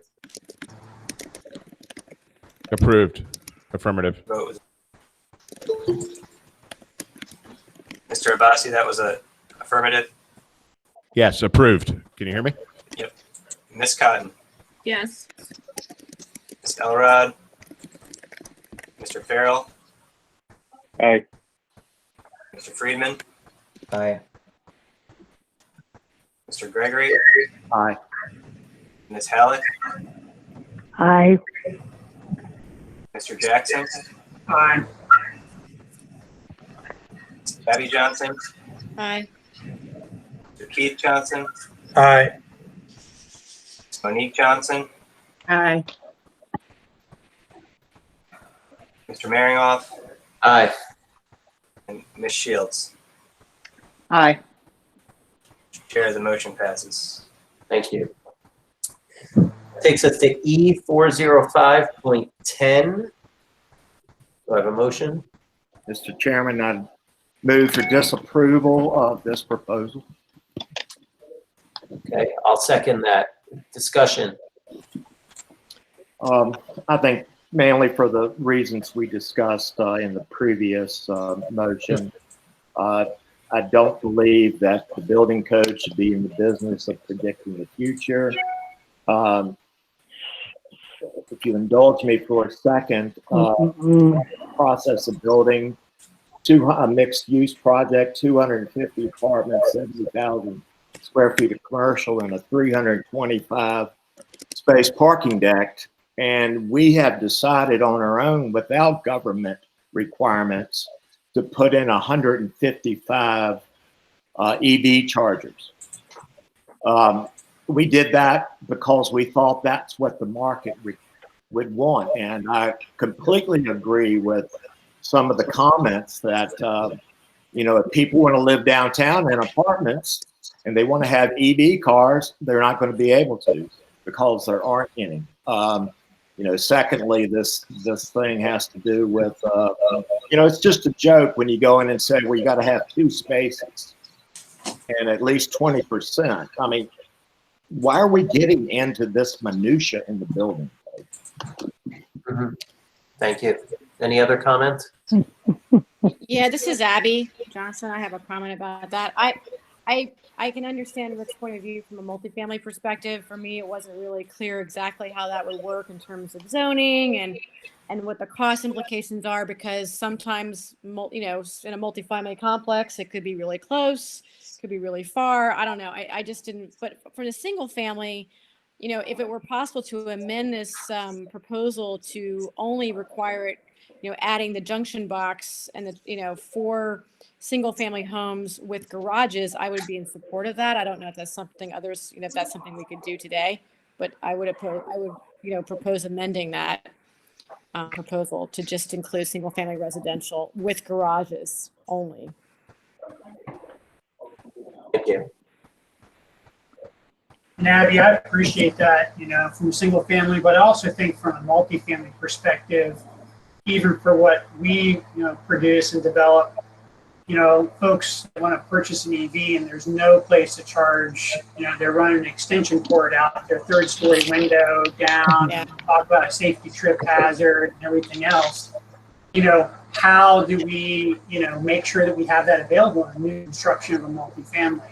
We've had this discussion multiple times. That's why I bring the multifamily piece up. And though I am in support of the idea of EV-ready spaces, even like you say, in single-family homes where it's just a junction. It doesn't even have to be wired. It could just be the conduit or the raceway from the panel that's there for it. Same thing in multifamily. 20-some years ago, built a multifamily complex, but it was a bunch of duplexes, single families, townhomes. But we went ahead and put all the conduit underground from the main panels just because we knew there may be a possibility. And guess what? There are 5 EV charging stations there now, which would have cost a lot of money digging up a lot of blacktop and concrete. But we were forward-looking, thinking 20 years ago, knowing that EVs were on the way. Well, Mark, I would be supportive of the whole thing, but I'm just trying to be cognizant of some of the lack of clarity, just trying to be more precise about the multifamily. I'd also like to add that I'm also an EV owner. And when I had to install it in my 1965 house, it cost about $900. So I have personal experience in knowing that had it been already chased in, it would have been a lot less expensive. So maybe I have a personal dog in the fight here. So y'all could move to our apartments where we have all the EV chargers. I think these. Yeah, I'll just go ahead, Mr. Rossi. Yeah, no, I'll just say, the one thing that Rick said that kind of resonated with me was evolution of technology, right? So, 5 years from now, you may have different ways of doing it.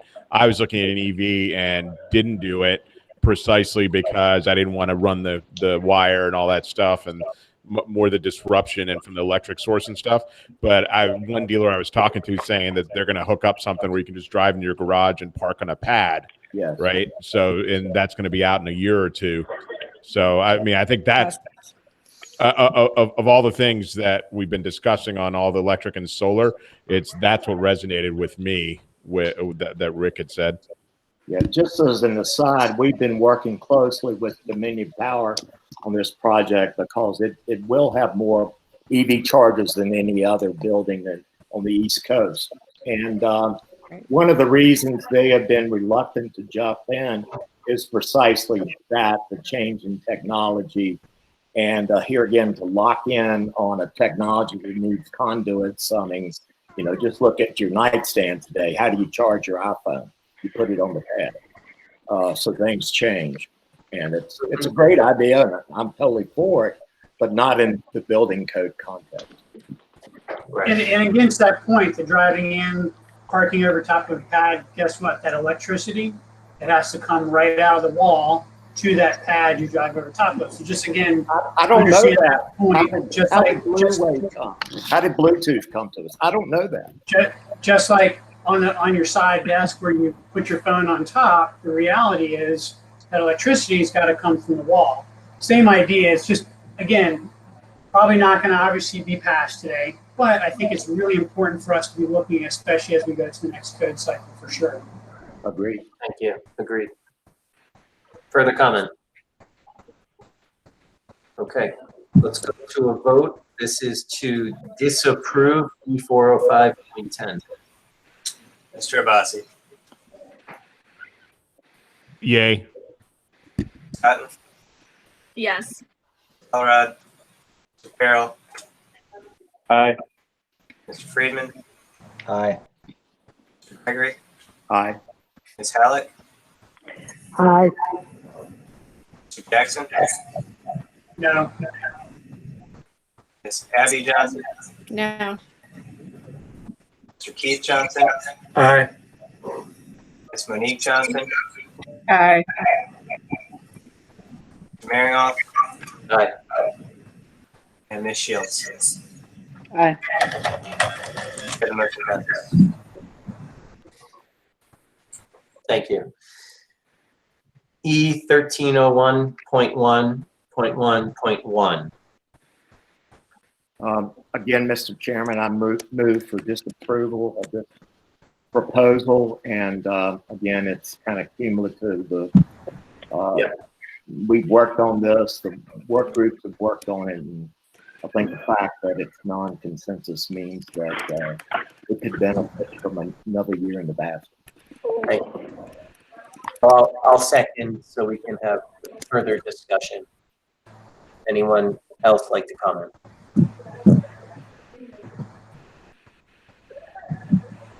Yeah, so I would actually want to approve this because essentially this would endorse the adoption of the full 2018 Energy Efficiency Conservation Code. And take out all the state amendments that we have at this point. This would essentially bring our energy conservation code up to a standard that other states have across the U.S. It would actually help propel us forward as our governor wants us to do from an energy efficiency standpoint. Conservation and energy efficiency are always going to be the cheapest route for us. And when we look at bringing energy efficiency code up, we can talk about whether it's a market rate, affordable homes, whatever they are. It costs a little bit more upfront, but the long-term benefit is to that homeowner, to that renter, when we're looking at what their carry costs are for the next 10 years, 20 years, 30 years, or if you live in a house for 50 or 60 years, that long-term benefit for a small upfront cost. Now, one of the very specific things it talks about is wall insulation. You can add attic insulation all day long. That's why utility companies have attic insulation as one of those rebate items. You can't add wall insulation. This is one of the big things that actually this helps with, is adding extra wall insulation now that will actually help for 50 to 100 years to come. Thank you. Thank you. Mr. Jackson, sorry, just one second, Mr. Friedman, I see you. Mr. Jackson, just for clarification for everyone's benefit, you said you would vote to approve You mean approve the proposal, not approve the motion which is currently out there, which is to disapprove the proposal. That's correct. Okay, so you would be against the motion. All right, thank you. I just want to clarify for the board. Go ahead, Mr. Friedman. Thank you. So this is a question for Cindy. I've read in the comments and correspondence I've gotten that this proposal came in somewhat late in the process. Can you talk about that? Oh, I'm not sure that this one came in late. I would say in general, this is one, and I'm going to call on Jeff or Richard, who ran the energy sub-work group, to jump in here if I get something wrong. This is one that either came in late or was not supported by the energy sub-work group. And so you've heard about all of the proposals that were debated by the energy advocates and the energy sub-work group. There were a number of proposals that did not get vetted by that group. Most of those are the ones that were submitted by Mr. Penniman and some of the other folks. They came in like right before the deadline, the cutoff period, and they didn't make any of the work group meetings at all. I'm not sure if this was one or not. Jeff or Richard, can you opine on that one? Sure, Cindy, this is Richard. Yes, you are correct. This did come in during, and I don't remember exactly at what point, but it was brought forward to the energy sub-work group, and it was not supported in support and spirit of the compromise to go forward. Thank you, Richard. And so just to follow up with what he said, the compromise is that the energy sub-work group did agree to increase the attic insulation to R49, but to hold off on the walls for this code cycle due to that requiring different framing methodologies. So are there other significant, I understand the wall and the ceiling, are there other significant differences that the code amendment, the Virginia code has besides those? The wall is probably the biggie, and the air changes. It used to be 7 and we went to 5, and then the national went to 3 and we stayed at 5. So I would say the air changes and the wall insulation are probably the two main ones. I don't think we amend anything for commercial buildings, and we keep all of the other code requirements. You know, we changed the if you use res check as a compliance path, we've changed that to have to meet the 2018 requirements. So that's already built in using res check. So that if you use the prescriptive, I think air changes and wall are probably the two biggies. Okay, thank you. I'll just comment that I really think this, I would be in favor of voting for this if there, and I think it has to be approved by next time, no matter what. This is like fundamental energy efficiency stuff. I understand the framing thing, I think. I'm not a developer or builder, but I do use 2x4s and 2x6s and can see the huge difference that would create. But this is definitely the wave of the future, and I don't see how we can not do it next time. Yeah, can folks that were involved, sorry, I had a question, Brett. Can folks that are involved, like Cindy or anybody else from the energy efficiency side, Cindy, you were deferring to, from staff or anyone else on the board that's qualified, comment on this relative to national standards and whether Virginia is lacking relative to national standards? I think that's one thing I'd like clarity on. This is Patty Shields. I'd just like to comment addressing that last question. I've been doing just a little bit of research on the issue of the wall insulation, and it looks like we're in climate zone 4, and it looks like 8 states have adopted the wall insulation, the increased wall insulation standards. Those would include Maryland, DC. They don't include North Carolina or Tennessee. So I was looking at our bordering states. On the air leakage issue, I would My only comment about going from 5 to 3 is because we're in a relatively humid climate. There have been a lot of problems in houses that have pushed to, or in states that have pushed to 3 air changes per hour with humidity levels rising in the house. And so there's an issue about dehumidification, which I do think needs to be discussed. So that's why I'm not ready to pass this or to vote to approve this wholesale change. Rather, I'm interested in the next non-consensus item, RE 402.1. Thank you. Abby? Yeah, hi. I would like to echo and I concur with what Patty Shields has just said. I would say I am supportive in general per what Andy said with obviously I think we have to move to 2018 standards. I think it's time. However, I'm also concerned about the air changes to 3 based on our climate zone and what I've been hearing from practitioners about the problems with humidity and potentially mold.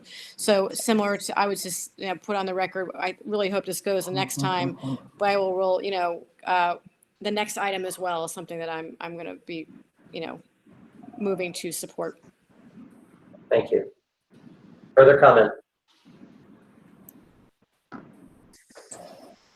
All right. Motion or the vote now is going to be for disapproval.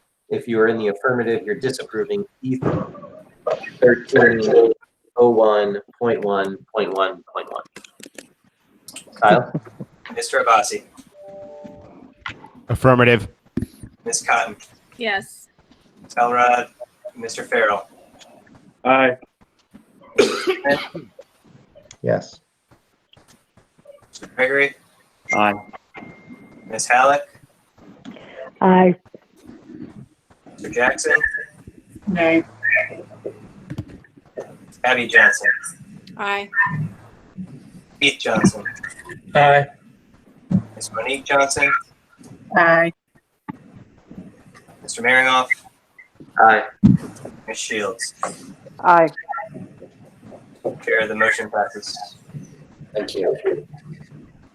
RE 402.1.2, parenthetical 6. Do I have a motion? Mr. Chairman, I move the disapproval of this proposal. Okay.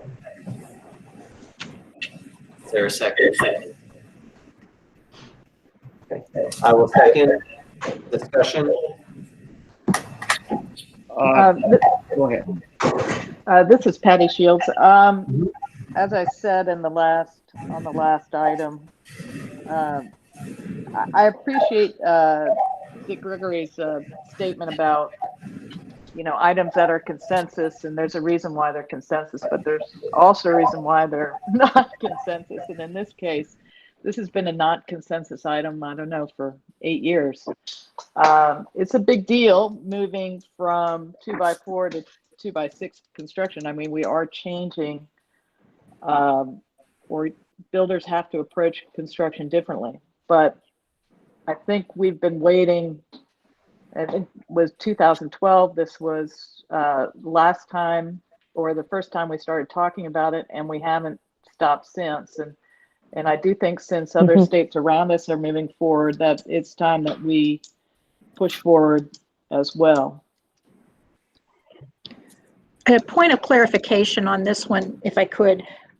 It calls for wall and ceiling R-value state amendments to be removed. You've already done half of that in the consensus changes that you approved. You approved the R49 and the ceiling, so it would only be the wall that remains. Yes. Yeah. Go ahead, Addie. Yeah, I was just simply going to say that in terms of looking at it's just the difficulty of adding it later. Again, coming from a house where I would have liked to do that is significant in terms of cost versus doing it up front, and also the savings are significant as well. And for the actual homeowner or tenant, so to reduce the burden ongoing, it seems like the payback is faster for the wall insulation, even than the ceiling. So I just want to voice my support. I wanted to go back to what Cindy said, and that in the work groups, they were faced with these two issues, and they came down to approve the ceiling, but not the wall. And the reason was the ceiling was less problematic, but also helped increase efficiency. Everyone would like to increase efficiency more, but going from a 2x4 to a 2x6 is really a big deal. It really is. And it's amazing what 1.5 inches matters. But when you're talking about all around the house and all the different issues that you've got to take into consideration, when the industry standard is 2x4, this is a huge deal and will add to confusion, additional cost, etc. And maybe tomorrow there's a new installation that does not require that thickness to get us there. Well, so this is Patty Shields again, and I am a home builder, and I agree. I admit I'm up here in Northern Virginia, so, and I build single family homes, and I don't build them on scale. I'm not a production builder, but I've been using 2x6 for 10 years, 15 years now.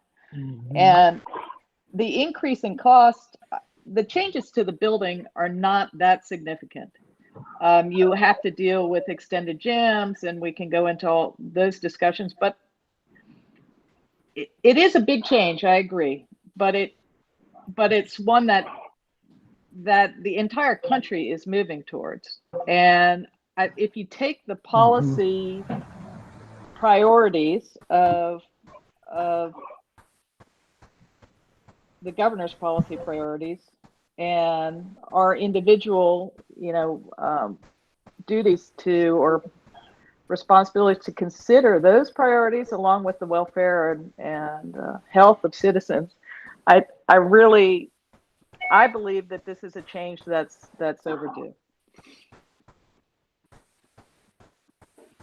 And I agree with what Patty was saying also, from, again, when we were building 20 some years ago, for us, and again, it was probably even a little more expensive back then when it wasn't as predominant. But the question is, do you want 2x6 doors pre-framed or 2x4 doors? And yes, there's extension of jambs and things like that, and there's a little bit of cost.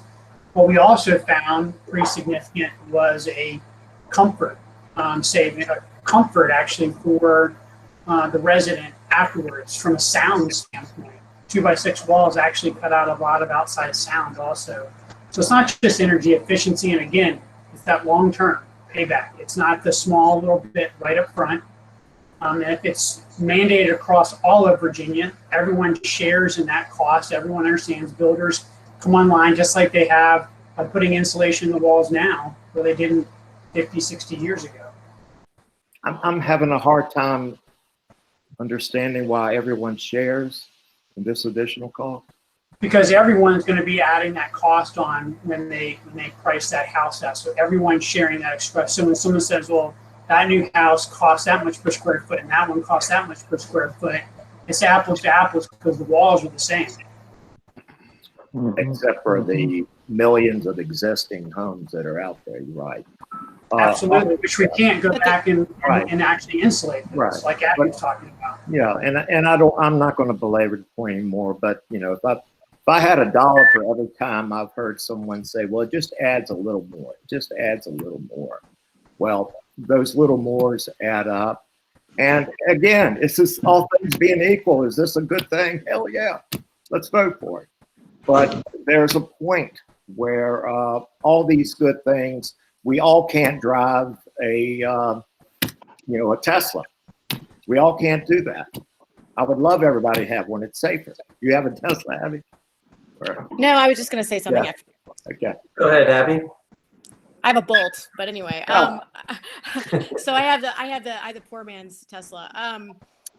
So no, I was just going to say that I don't think wall insulation is like maybe EVs or solar is, which I mean, one could argue either way of being a new technology. Maybe we'll have a better one later. I mean, wall insulation has been around forever. I don't see it going away anytime soon. I'm not the expert, Patty and Mark, and you are the experts, but I think this is, most folks around us are doing it. It's a model code. It's been around for a long time, and it's something that could increase the comfort and reduce the cost for the tenants. I know it adds more cost to the developer. I'm what do you call it? I'm empathetic to that. I just think that this is not like something that's going to change overnight. So that's it. I just want to say I generally do it in my apartment. Okay. Okay? Yeah, So I understand. it's not about all the development. Yeah, the last point I'd make to this is whether it's insulation in the walls, increased insulation in the attic, whatever energy efficiency measures you're adding to the building, reducing air changes. The great thing about it is, in working with HVAC contractors over and over and over and doing sizing calculations, that 3-ton or 4-ton heat pump, maybe you can reduce it by half a ton or a ton because you're improving the building envelope, dropping the air changes per hour. And those kinds of things, again, we may say, oh, it's going to cost a lot more to do that one thing, but you actually can reduce other things that you're doing in the house also, which gives that long-term benefit. Mr. Chairman, this is Sean. Comment. Go ahead, Sean. So I would just like to echo Mr. Friedman's question. Did this move through the energy subwork group? I'll pass that along to staff. Yes, it did. And this is where and this may be a duplicate of the one that moved through the energy subwork group, depending on whose name is on this one. But again, that's where the compromise came in, on the wall and ceiling, with Eric Lacey and Chelsea and some of those folks on the subwork group, understanding that the ceiling would be increased this time with the wall pending for next time, again, based on the new framing requirements. So that's about all I can tell you. Well, can I ask one last question really fast? Cindy. Sorry, thank you, Brett. Was this discussed, I can't recall, 3 years ago? Was it something that was potentially going to be put into this code, the wall, when they had their subgroup last time? Do you remember? So, but there were a number of things that increment. If you remember the last code cycle, we had visual testing for both ducts and blower door. And so there was an agreement to get rid of the visual for the ducts and put duct testing in place. And I think there was a change on the solar heat gain coefficient or the U values in windows. And so that was the agreement at that time. And so moving forward to this cycle, now we got rid of the visual testing for blower door. We now have mandatory blower door testing, mandatory certificate to identify energy saving provisions of the code and which code it was under, the R49 in the ceilings, and I forget what else was on the consent agenda. So I think to answer your question, was this on the agenda last time? Yes, I guess technically it was. The whole code is on the agenda. All of the updates are on the agenda. And so have we made incremental progress? Our work group made incremental progress? I think the answer is yes. Thank you. Okay. So this is Sean. One final comment. Based upon my question, did this get reviewed by the energy subwork group? Based upon the comments in this section, it didn't. This one came in after the subwork group. So the subwork group did not look at this particular proposal, as I understand it from the comments, and therefore it's not endorsed by the energy subwork group. And is it fair to say, Cindy, that the energy subwork group will continue through the next cycle? Oh yes, that's another one, like the resiliency group. Their work never ends. They continued from last cycle and will continue into the next cycle, I'm sure. It's Anything else? Okay, then let's go to a vote. This, again, the motion was to disapprove RE 402.1 403.2 parentheses 6. Mr. Abbasi, Affirmative. Ms. Cotton, Yes. Elrod, Mr. Farrell, Aye. Mr. Friedman, No. Mr. Gregory, Aye. Ms. Hallett, No. Mr. Jackson, Nay. Abby Johnson, Nay. Keith Johnson, I'll abstain on this one. Monique Johnson, Aye. Mr. Maringoff, Aye. and Ms. Shields. Nay.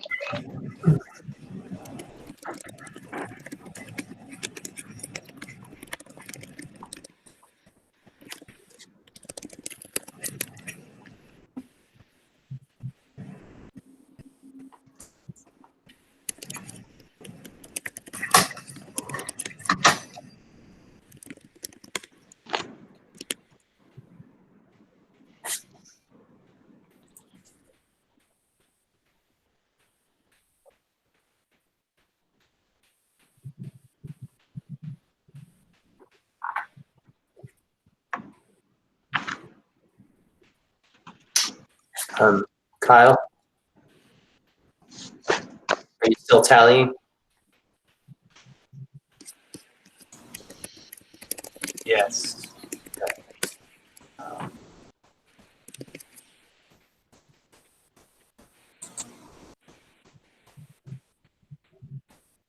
Mr. Chair, the motion passes.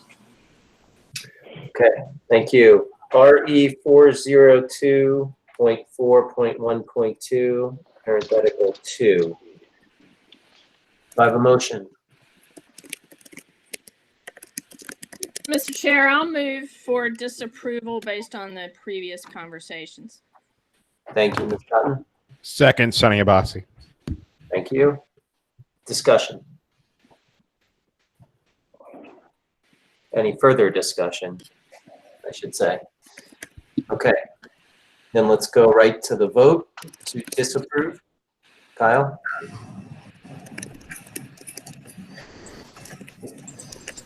Mr. Abbasi, Yes. Ms. Cotton, Yes. Elrod, Farrell, Aye. Friedman, Aye. Mr. Gregory, Aye. Ms. Hallett, Aye. Jackson, Aye. Ms. Abby Johnson, Aye. Keith Johnson, Aye. Monique Johnson, Aye. Mr. Maringoff, Aye. and Ms. Shields. Aye. Chair, the motion passes. RE 403.1.2, is there a motion? Mr. Chairman, I move for disapproval of this proposal. Second, Sunny. Discussion. Hi, it's Andy. I'd just like to say that this one and the next one are really totally in agreement with Rick, that anything that limits this kind of choice that presumes to know, first of all, restricts options that might turn out to be good ones. I would never vote for these. These are, to me, very bad policy to restrict the use of certain things that currently work quite well. I have natural gas and I really like it. And you'd have to really take me a long way to get me to switch everything to electric. Yeah, I mean, the obvious question I would ask for all the fire people is the fire risk, right? I mean, what? I guess, Cindy, where did this come from? And Keith, what's the fire risk? So where it came from, this one the next four, 403.1.2, 403.1.4, 404.2, 407.1.1, all came from Mr. Penniman, submitted, I believe. He represents the Sierra Club. And none of these were vetted through the sub-work group. And Rick, I think that I'll make a blanket bold statement that if you keep whatever heating source you have, if you operate it efficiently, operate according to manufacturer's guidelines, you should never have a problem. It's the people that operate outside those guidelines that we have trouble with. So, all right, sounds good. And I would totally agree with that, you know, from a fire, obviously, standpoint. And I'm not a professional in fire by any means. And I do understand the idea behind the electric resistance, and I totally agree with Andy. Why limit? You know, obviously, whether it's builders, owners, whoever that is, the electric resistance, I see that as a pretty big one from a conservation energy efficiency for Virginia, only because what I typically see with electric resistance is baseboard heating. It's the cheapest thing you can install in a home. And if it's the primary versus an auxiliary or a backup type source, probably not the best thing for us for Virginia as we move forward. I think it's something we should be looking at as we move forward in Virginia. Don't think obviously it's going to pass today. I think, again, it comes down to there's a lot of choices.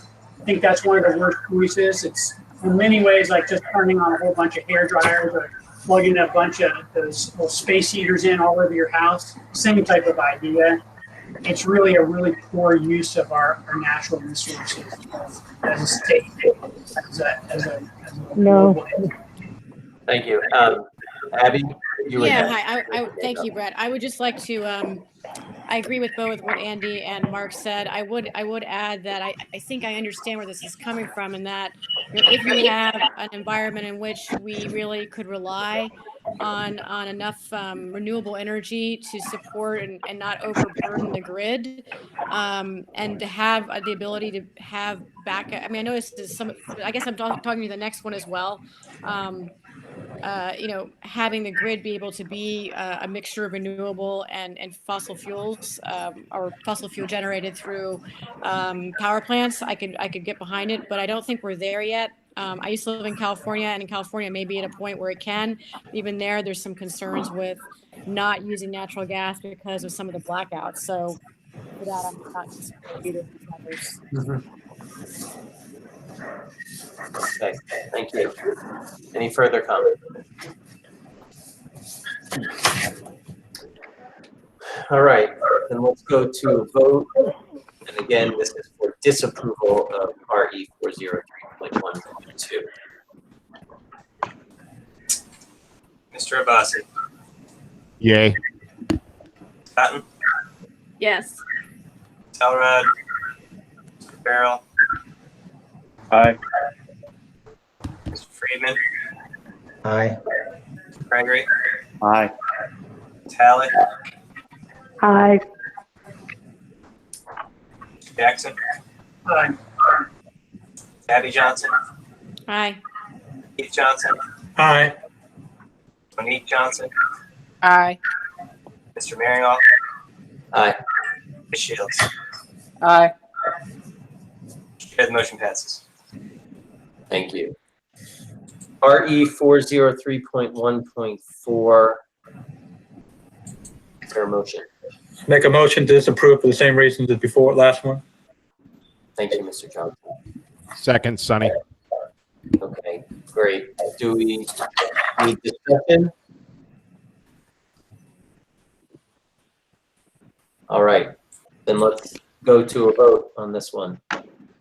Mr. Abbasi, Affirmative. Ms. Cotton, Yes.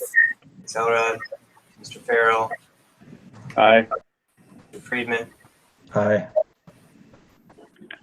Mr. Gregory, Aye. Mr. Alec, Aye. Mr. Jackson, Aye. Ms. Abby Johnson, Aye. Keith Johnson, Aye. Monique Johnson, Aye. Mr. Marinoff, Aye. Ms. Shields. Aye. The motion passes. Thank you. RE 404.2. There a motion? Mr. Chairman, I move for disapproval of this proposal. There a second? Second, Keith. Thank you, Keith. Discussion? This is Abby. I have a quick. Okay, go ahead, question. Yes, thank you, Brett. Can any of the developers or builders on in the board describe the additional costs this would entail? I mean, it was really hard. I didn't quite get that from the proponent's description. Well, I think that's exactly the problem, Abby, that the other than the process of how this was introduced and, you know, at the last minute and how there was a ton of discussion about it, cost benefit analysis, I think there's a lot of, you know, just vagueness in how this is applied and what the actual costs are. So I wish I could give you a better answer, but maybe someone else will. Thank you. Further comment?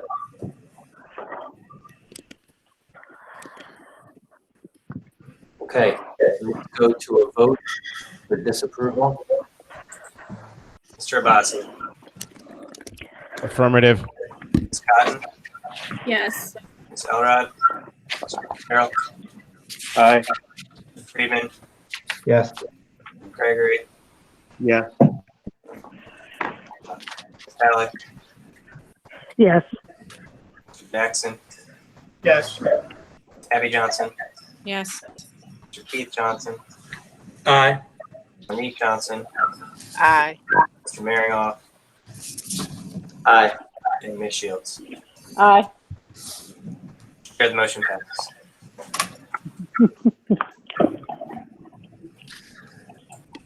RE 407.1.1. There a motion? Mr. Chairman, I move for disapproval. Thank you, Claudia.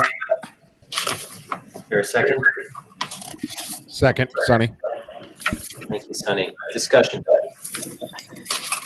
Yes, I'd just like to say there's a lot of vague and ambiguous language in this proposal, and I think it needs more vetting. Thank you. Further discussion. This is Abby. I would just agree with what Claudia just said. I think that the intent's good, but it seems too vague. I agree with that. Further comments?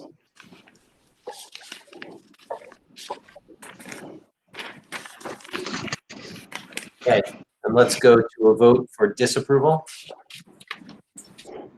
Mr. Abbasi. Affirmative. Ms. Cotton. Yes. Elrod. Mr. Farrell. Aye. Mr. Friedman. Aye. Gregory. Aye. Ms. Hallett. Aye. Mr. Jackson. Aye. Ms. Abby Johnson. Aye. Keith Johnson. Aye. Ms. Monique Johnson. Aye. Mr. Maringoff. Aye. Ms. Shields. Aye. Mr. Chair, the motion passes. Thank you. Takes us to RB 302.3, parentheses 2. Is there a motion? Mr. Chairman, this is Sean. I'm going to move to approve as submitted, please. Is there a second? Second. I'll do a second just to hear what the discussion is. Sorry, Sonny, I heard you, but I heard a second before you. I think, what's that, Patty? Yeah, that was me. Okay, thank you, Patty. So second from Patty, discussion. Yes, so the reason for my proposal as submitted is that this proposal does align with the board's charge of realizing affordable housing. It accomplishes this by permitting an accessory dwelling unit within a primary dwelling. All accessory dwelling units have to meet the minimum requirements for primary dwelling unit. However, they're permitted to share some of that responsibility with the primary unit. This is in the non-consensus category because there was one person that was opposed to it. The sub-work group had 15 different stakeholders that were present and deliberated on this, and there was only one that was opposed. So in my book, that represents consensus, even though I realize DHCD's formal publishing has to be non-consensus because one person opposed. So this has the overwhelming majority of stakeholders' approval. Thank you. This is Patty Shields. I would just echo those comments. It is affordable housing is a major issue up here in Northern Virginia, and Arlington County put forward this proposal, and it will really help relieve a bottleneck in getting affordable accessory dwelling units through in the pipeline. Thank you. I agree with both comments. Further comment? Okay, then let's go to a vote for approval as submitted. Mr. Abbasi. Affirmative. Ms. Cotton. Yes. Or Mr. Farrell. Aye. Mr. Friedman. Yes. Mr. Gregory. Aye. Ms. Halleck. Ms. Halleck. Yes, from Halleck. Mr. Jackson. Yes. Ms. Abby Johnson. Yes. Pete Johnson. Yes. Monique Johnson. Yes. Mr. Marion. Aye. Ms. Shields. Aye. Here the motion passes. Thank you. RB 313.1. Is there a motion? This is Keith. I make a motion to approve RB 313.1. Is there a second? Second, Sonny. Discussion. So we did have quite a bit of discussion on this at last go around in the last code cycle. And actually we had some really good discussion. We have some new board members on here. Really to summarize this, basically this puts a requirement for fire sprinkler systems in townhouses. Many of you, this is not single family homes. This is townhouse developments. We know that hotels, motels, high-rise developments, multifamily dwellings are required to have residential sprinklers. What's not required in a residential setting that's connected, has connected dwellings or townhomes. So you as a middle unit townhouse owner rely on your occupants on either side of you to act in accordance with good fire safety practices. That may work out for you and it may not. In my many years of serving in the fire service has not worked out for many. What this does is require the sprinklers in residential townhomes. There's a lot of information. I will say that the report that's attached, I don't know, obviously, if you all read it, there's a lot to read in this. The residential sprinkler cost benefit analysis that was conducted by the city of Las Vegas in 2017. It's one of the most recent studies that we have about the cost.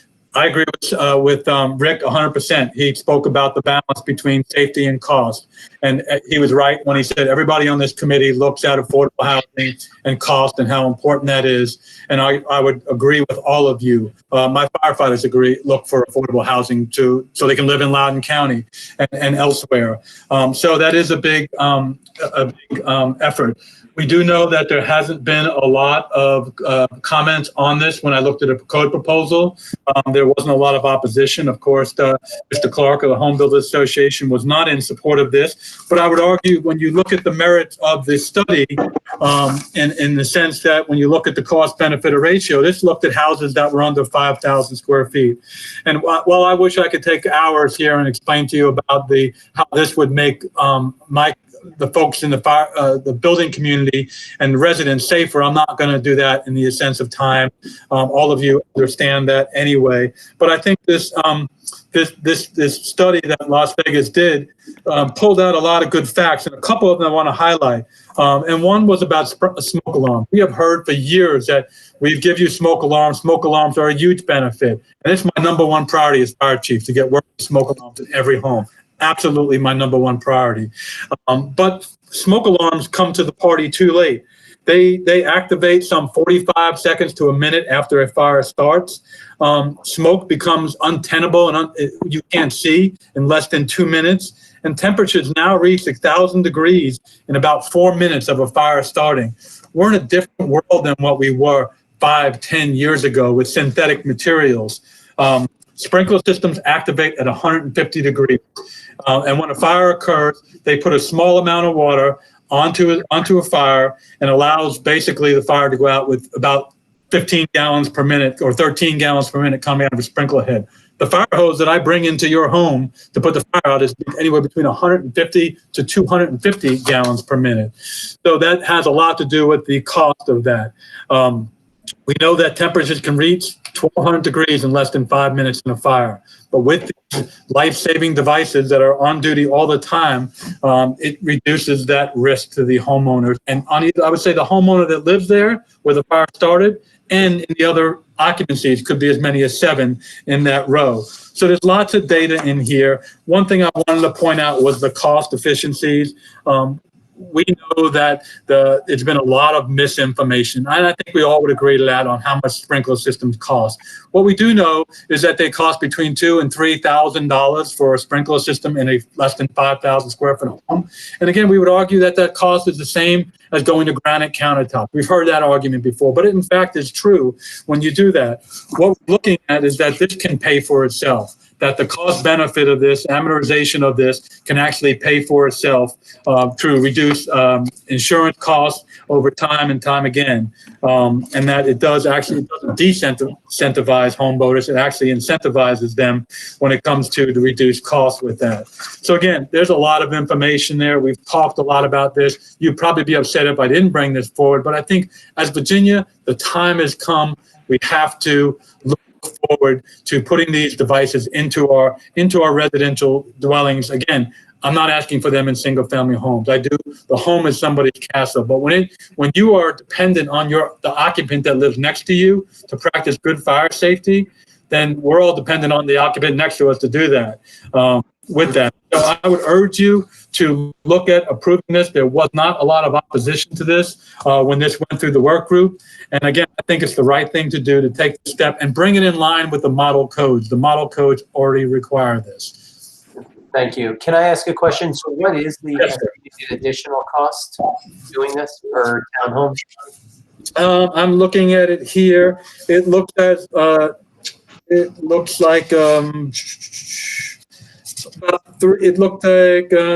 increases the value of between $3,500 and $5,000 of the home. I'm looking to my page, sorry, for the page of the actual cost. They look at, for a 2,000 square foot home, this was a 2016 amount, they averaged 95 cents per square foot, a cost of $1,900. For that. At $2 a square foot, it was $4,000. But we've heard a lot about the hookup cost, that you'd have to get a separate meter and all that. That is simply not true. You don't need a separate meter. These are residential systems, 13D systems. So if you have enough water in your home to flush your toilet and operate your sink, you have enough water in your home to operate residential sprinklers. These are not the IBC sprinkler systems, the 13R. These are domestic water supply systems that operate off your domestic inline systems. So, Abby? This is Patty Shields. Sorry, Patty, one moment. Abby, go ahead. Really quick clarifying question. I know we're talking about townhouses, but in the actual description, it says in R13.2, 1 and 2 family dwelling automatic fire sprinkler systems. So that to me would mean also single family. How am I just misreading that, or just would like clarification on the writing of that? So I would amend that out, and I could certainly withdraw my motion because I think the proponent, Mr. Dean, did put in there for single family. But I would propose that we only, and we spoke about this last code cycle, was only approved for townhouse automatic fire sprinkler systems for the design and installation for that, not single family homes. Thank you, Keith. Okay. Sorry, Patty, you were next. Yeah. I was just on the issue of cost. I had the the pleasure of just installing one in about a 2,500 square foot house here in Northern Virginia, and the cost was between 2,000 and 2,500 completely installed. That's about what we're seeing, yes. Okay. Yeah. Thank you. I have a question. Hey, Patty, Sorry, this is Sean. Claudia, I think Rick had his hand up first. Rick, and then Claudia. Thank you. It's very hard to speak against motherhood and apple pie. And you're exactly right. I think that it would be a huge benefit to have this. But again, I'm balancing cost. Cost versus the risk that are avoided. I've not heard any evidence, or which I'm sure there's some out there, of how many times has a fire suppression system in a townhouse prevented a fireman's death. There's information. I thought we talked about this several meetings ago, and I guess I was surprised to see this brought back up. And also, without the benefit of seeing, I would have loved to have seen the Las Vegas report that gave me further information, because I'll be the first one to admit that I don't have all the information on this, and I would have loved to have seen it. But again, this is on the non-consent agenda, so somebody must have thought similarly to what I'm saying, instead of, you say there wasn't much debate about it, but had to be some. I don't know why we're talking about it. But you do understand, we all understand the process in Virginia. One person is against it, it goes as non-consensus. You could have 100 people in favor of it. One person is against it, it's non-consensus. So we know how the Virginia system works. Was there only one person? So during the work group, the proponent of this change did not show up. And so there were a couple of folks that supported it. So that's why it's on the non-consensus agenda. I will point out that when this references, and we spoke about this last time, I think too, was the Scottsdale, Arizona report, that in 34 years since Scottsdale enacted the requirement for sprinklers in their single family homes and dwellings, there has not been a single death from fire because of that. Our proponent are across the river in Maryland, close to where I work. Every time we run a home over there, they are required to have sprinklers in all their residential homes, to include single family. And again, I want to make it very clear, we're not talking about single family homes here. We are just talking about the townhouse developments. All right, well, I guess we need to go back to certain procedural things. You've given a motion to approve it, but I think we just decided that this is not what you want us to approve, because the wording of it says one. No, there's two separate parts of it, Rick. I'm sorry. So I will withdraw my motion, and if okay with Kyle, my new motion will be to enforce and to approve R 13.3.1 and R 13.3.1.1. That is the motion put forward. I'm sorry, Chief. I don't have the benefit of that in front of me. Can you just give me a little synopsis of what those three were?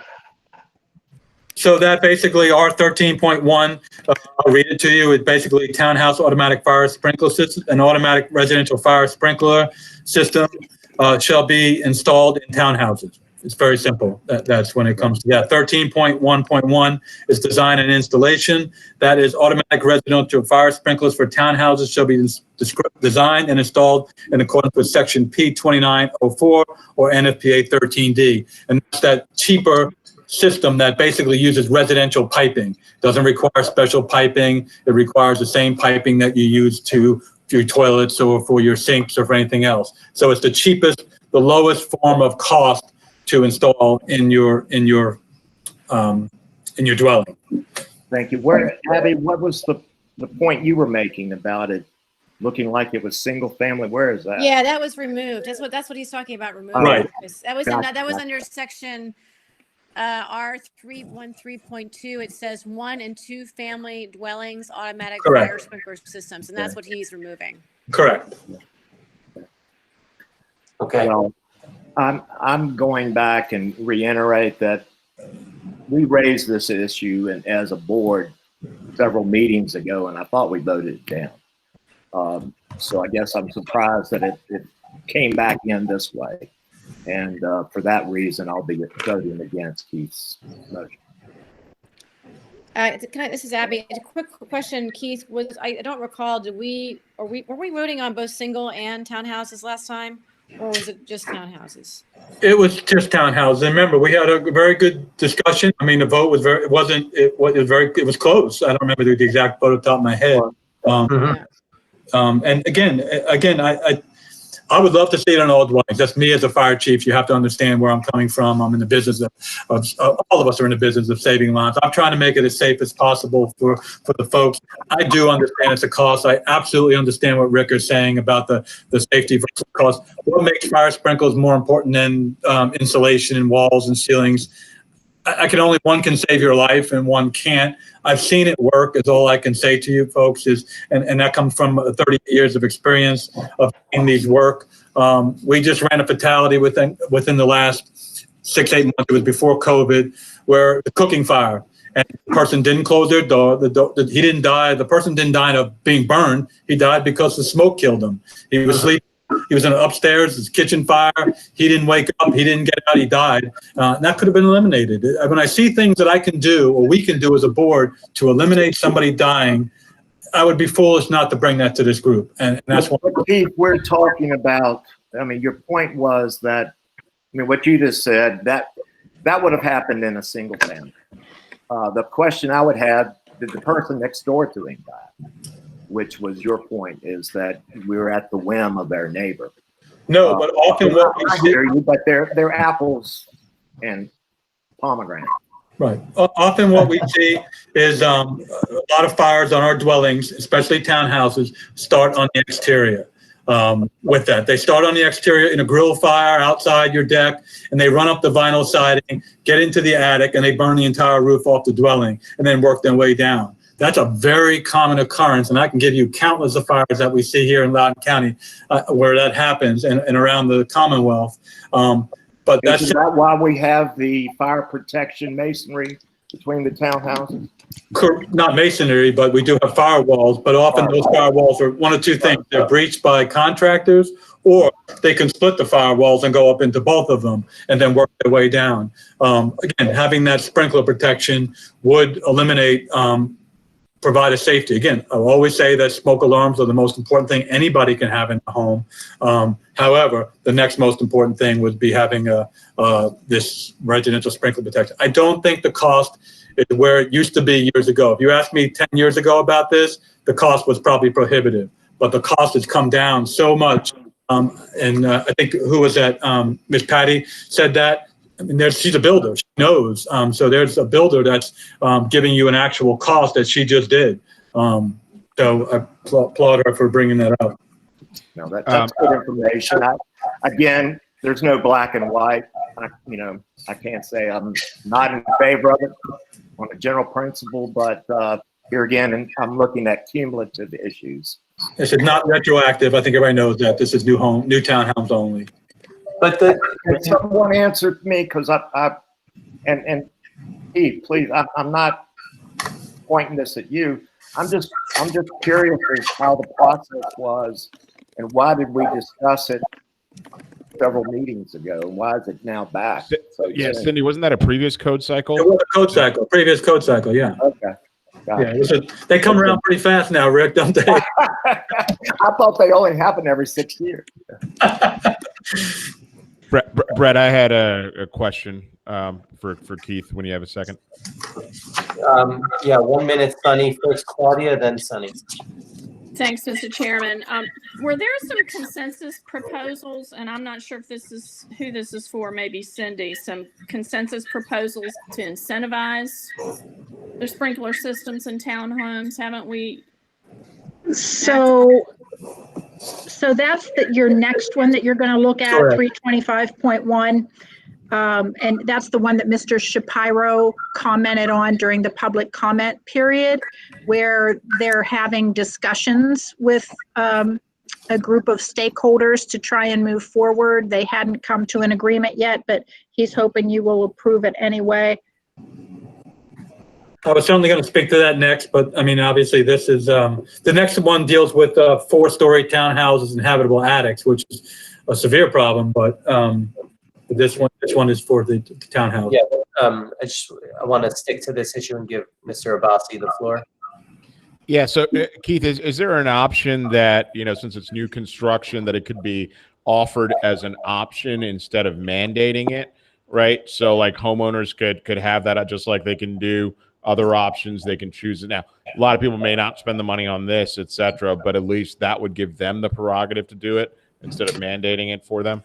It's been an option for as long as the fire code's been in existence, so it's an option today for anybody. And I'll give you an example of how it's an option. Not very far from my office I'm sitting in is we have basically a townhouse development. It's a commercial development, and basically we allow the communities can allow, or fire officials, building officials can allow trade-offs, what we call. So these streets, when they put these, they weren't required, but when they put these sprinkler systems in, we allowed them to make their streets narrower. So that's a big incentive for a builder, obviously, to make the streets, instead of 20-foot wide, make them 18 or 15-foot wide. You get more development in there. So those kind of things, those options are in existence today in the code. So they already exist.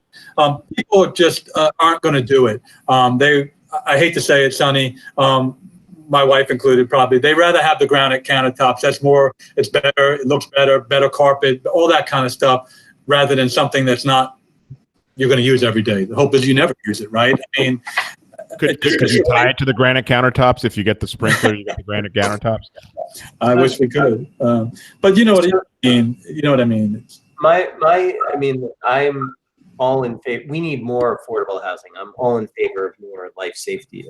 Life safety. There's no question about it, as we all are. Costs of construction have been going up. It's created an affordable housing crisis everywhere in our country, almost everywhere in our country.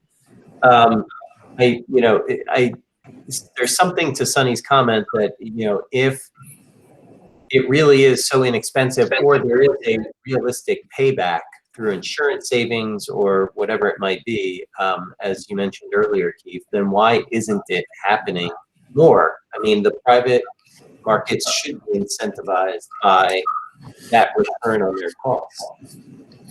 I agree, Brett. I agree with you 100%. I will point out that there have been, through Mr. Shapiro's efforts, there were several consensus items put in this year's code, and that we agreed upon. One was to allow sprinkler piping in the common walls between townhomes. So, obviously, everyone knows what a townhome is. Before, it was prohibited to not allow piping in between the walls. So that code change was, we already approved it through consensus to allow that. So that's a cost-effective measure that we did. So that will actually bring the cost of residential townhome sprinkler systems down, because now you can run it through the common wall, where before you couldn't. You had to run it up in the attic. So by already approving what we did, we already made it actually cheaper, the overall cost of a townhouse. That's a big deal. And the pipe cost, all that kind of stuff. So there were some incentives that were gained through the consensus process. And I applaud Jeff Shapiro. I would consider him one of the leading experts, subject matter experts on this. And he's been fighting throughout the country, and he obviously through the International Code Council, consultants rather, to do this. Again, this is in the model code. We take it out in Virginia. Single family homes are in the model code. We take it out. Okay. Mr. Chair, this is John. I have a couple of questions. Go ahead, Sean. And a comment. So my first question is to Patty Shields. And Patty, you had recited a figure of installation in the townhouse up in your jurisdiction. Can you tell me if that was designed through NFPA, or was that designed in the with the residential plumbing section? I'm back. Sorry about that. This was not a townhome. This was an accessory dwelling. So the reason why it fell within why I had to sprinkle it was because it was too far from the from the street. So I can only speak to, it was designed through the NFPA, I believe. Okay. And the reason why I asked that question is because I've talked to some of our engineers in Prince William County, and as I understand it from them, it is extremely complicated and difficult to design a system that is compliant with the plumbing code. So I think that may be an obstacle that you're looking at. And I'm sorry, I'm not able to articulate the exact reasons for that complication. Keith, one of the things that could get me over the loop here, or over the hump, with regards to suppressing, is if I got some solid, evidence that the consumers want this. And I guess this kind of on to what Brett was asking. Do you have any data or any information that suggests that the citizens of Virginia want this protection as a trade-off of the monetary value that will be passed on to them? That's an easy answer, and the answer is there is no evidence, and there's nothing I can provide you. Remember, I asked you, all of us on this call are probably old enough to remember two things. One, when when smoke alarms came out in the 70s, the fire service it was blasphemy to ask for smoke alarms. They didn't understand it. Now today they're commonplace. We go out once a month and put in free smoke alarms in people's houses. The other thing I'll ask you about is seatbelts in cars. When seatbelts came about, what was the reaction of the general public with seatbelts? We know they didn't want them. They didn't use them. And today we all probably use seatbelts. I hope you all use seatbelts. But now we have airbags in cars, right? Which are they're no-brainers because you don't have to do anything. You just start your car and they work. But seatbelts, smoke alarms, they weren't asked for by the public, but government entities like us took action to make it safer for people. That's our job, I think. That's my job as a fire chief, I can tell you that, but I think that's our job. Again, I can't help but thinking, Rick, I'm looking right at you, Rick, thinking about safety versus cost. And I understand, I'm with you, but this is just something I'm passionate about, obviously, but this is something we can do to save lives. Maryland has required this since 1989. Now, I don't know if I agree with everything Maryland does, but they truly are right across the river. I can almost throw a rock to them here. But they required this in ¡89, and in all homes. Many of my staff that work here go home at night are protected by a sprinkler system. It's the way we're going. And again, I think the cost has come down. Again, if you asked me 10 years ago, we weren't there, but we are there today with the cost. Keith, like I say, you and I agree on this. We know exactly where we're doing it, and it's just, I think you went to law school, didn't you? I just played one on TV. I'm very passionate about it. And we as leaders in this committee in the state, we as this group of Board of Housing can set a message, and again, a powerful message. Will we increase the cost of a townhouse? Yes, I can't argue that. But will that cost, I think, it will be, according to this study, it will be recouped in lower insurance costs, the incentivizing home costs, meaning the value of it. You go into a house and say it has residential sprinklers, people are going to say, wow, I feel better protected with that. Now increase the value of the home. The myths of when one sprinkler goes off, they all go off, the things you see in the movies, I think we've overcome a lot of that, the negativity about sprinklers, because there was a lot of misconceptions and negativity. So now I think we've overcome a lot through education. So I think the time is right for us. Again, the model code got it right. Why do we take it out in Virginia? I can't answer that. So if I can finish my point, I think having that data, maybe some data that shows that there's a progression of installations voluntary installations within the Commonwealth would demonstrate that there's a move on the rise, that the consumers want this, or we should mandate it. So that's kind of just the direction that this. And I would also like to echo Cindy's comments that the proponents of this change didn't even show up to the work group, and there wasn't a lot of support for it, even though there wasn't a ton of opposition. I think it was put forward before. They probably think that I'm going to carry the load on this. Obviously, it's been, so I can't answer why the proponent didn't show up, and I don't know that matters. But any further comments? I think we've had a really productive discussion. Agreed. Right now, the motion, so we're gonna go to a vote, and it is to approve RB 313.1. Am I correct in that, Mr. Johnson or Chief? Hold on one second. Or approve R 13.1 and R 13.1.1, and that limits it to townhouses, not single-family dwellings. Okay, and was there a second on that? Because I know you withdrew your first motion. Oh. So, I'll second that. okay. So I heard Andy Friedman second that. So then let's go to a vote, Kyle. Mr. Abbasi. Nay. Ms. Cotton. No.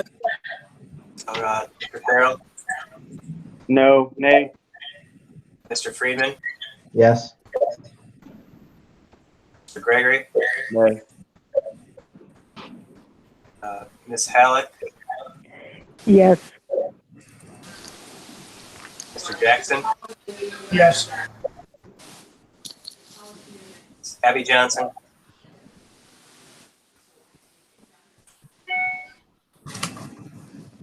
Abby, you're on mute. Sorry. Yes. Keith Johnson. Yes.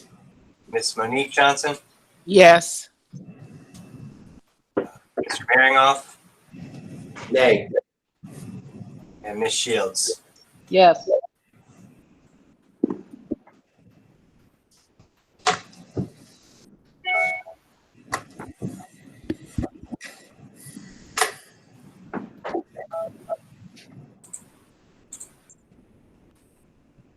Mr. Chair, motion passes. Okay. Thank you, Kyle. RB 325.1. Is there a motion? Mr. Chairman, I move for disapproval of this proposal. Okay. Second discussion.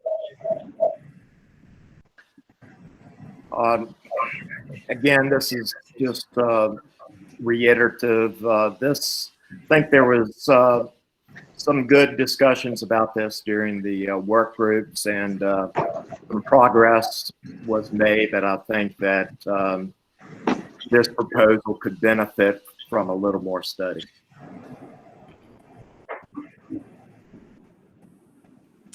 Additional comment? Again, this one may be a moot point since we just approved the 3.3.1, because this was an effort to put residential sprinklers in habitable attics and things that are over 3 stories in height, which again are being built all over the place here, which today are not required to be sprinklered, and they're outside the reach of our hoses, they're outside the reach of our ladders, et cetera, et cetera. So this is probably a moot point now that we approved the RB 31 or proposed to approve RB 313.1. Keith, are you saying this is redundant? Or Well, this one was only going to provide sprinkler systems for residential, for townhouse, habitable attics, and rooftop decks. Right now are not required to. If they're 4 stories and above, they're required to have a residential a system installed by the IBC, the International Building Code. This proposal would have allowed a 13D system, again, the cheaper system, to be included in the habitable attics and rooftop decks. What Jeff Shapiro spoke about earlier, a lot of work into this one as well, and there was a lot of consensus on this as well. So I think this is a moot point now that we propose the residential sprinklers fully in townhomes. okay. Further comment? Okay, then let's go to a vote. This is to disapprove. Kyle? Mr. Abbasi. Approved. Or approve the disapproval.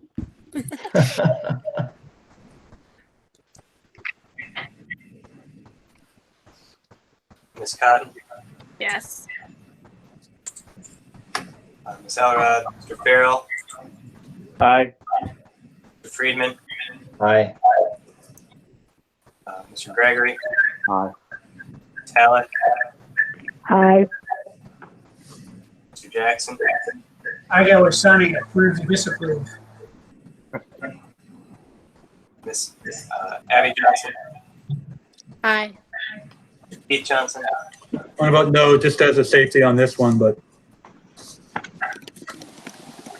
Monique Johnson, Aye. Mr. Maringoff, and Ms. Shields. Aye. Chairman, the motion passes. Thank you. RB 332, parentheses 2. Is there a motion? Mr. Chair, I move for disapproval. Thank you, Claudia. I'll second that.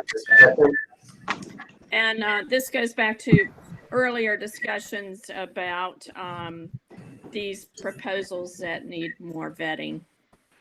Mm-hmm. Thank you.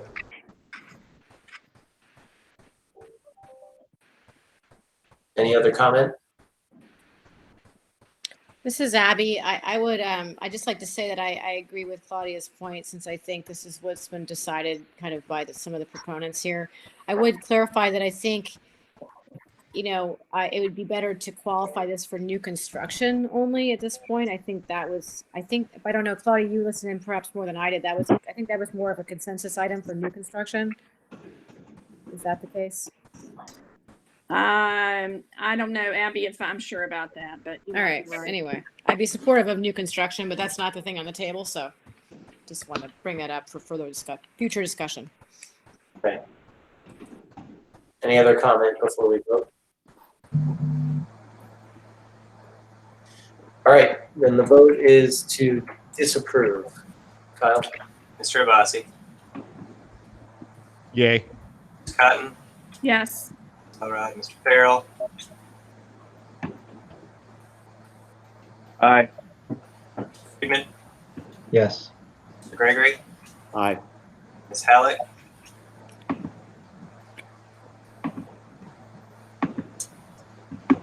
Ms. Halleck, Jackson, Aye. Aye. I'm sorry, was that an aye for Ms. Halleck? Aye. Yes. Abby Johnson, Aye. Mr. Keith Johnson, aye. Ms. Monique Johnson, Aye. Maringoff, Aye. Shields. Aye. Chair, the motion passes. Thank you. RB 703.11.1. Is there a motion? Mr. Chair, I move for disapproval. I'll second. Discussion. This is one that actually is fairly complicated, and I think some additional time is needed to try and work out some of the bugs. Okay. Other comments before a vote? This is Abby. Just to agree with Claudia, I read that as well, and I think I've heard that as well. Okay. Thank you. Then let's go to a vote. This is a vote to disapprove. Kyle? Mr. Abbasi, Yay. Cotton, Yes. all right, Mr. Farrell, Aye. Mr. Friedman, Aye. Gregory, Aye. Ms. Halleck, Aye. Mr. Jackson, Aye. Ms. Abby Johnson, Aye. Keith Johnson, Aye. Ms. Monique Johnson, Aye. Mr. Maringoff, Aye. and Ms. Shields. Aye. Mr. Chairman, the motion passes. EB 103.2. Is there a motion?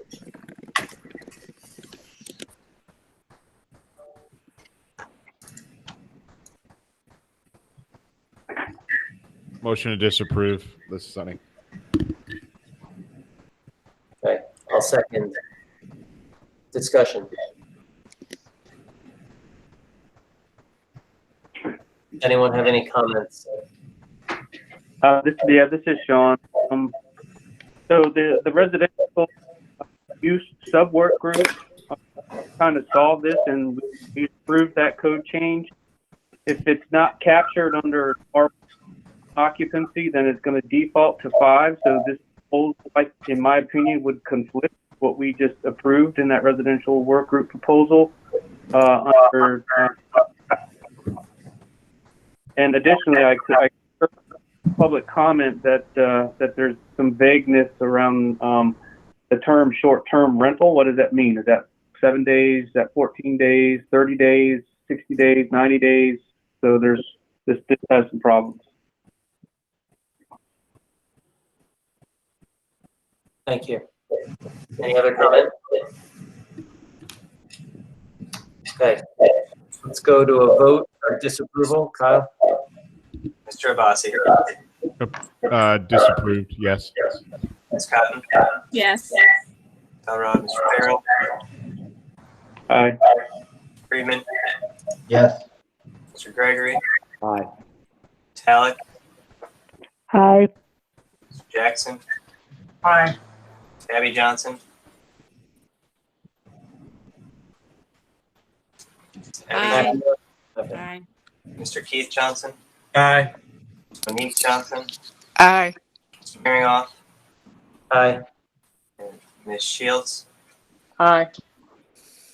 Chair, the motion passes. Thank you. EB 202, parentheses 2. Is there a motion?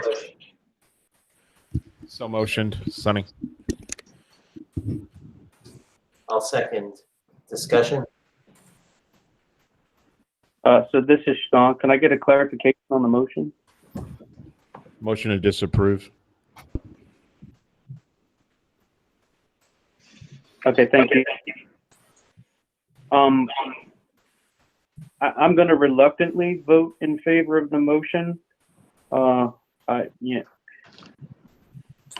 understand that there were multiple stakeholders that were opposed to this, in fact, including my own organization.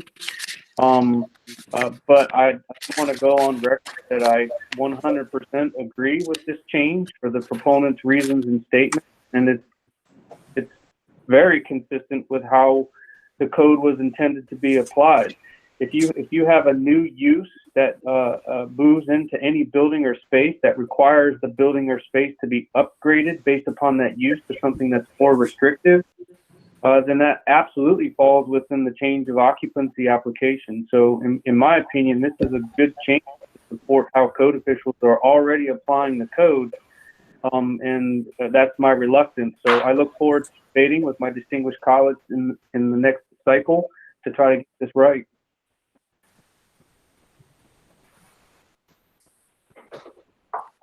Thank you. Any other comment? Okay, then let's go to a vote. This is for disapproval. Mr. Abbasi. Yes. Cotton. Yes. Ms. Elrod. Mr. Farrell. A reluctant aye. Yes. Mr. Gregory. Aye. Talek. Reluctant aye. Mr. Jackson. Aye. Abby Johnson. Aye. Keith Johnson. Aye. Monique Johnson. Aye. Mr. Herringoff. Aye. And Ms. Shields. Aye. Chair, the motion passes. Thank you. EB 701.4, is there a motion? Motion to disapprove for discussion purposes. Sunny. Thank you. Second, it's Claudia. Thank you. Discussion. Hi, this is Abby. Mhm. I may ask. Go ahead. I Thank you. I just want a little clarification about whether or not this does anything to weaken any energy efficiency measures that are, by moving it to the VEBC. I mean, I don't think it does, but I just want confirmation maybe from Cindy that doesn't really change anything in that respect. Cindy, can you comment?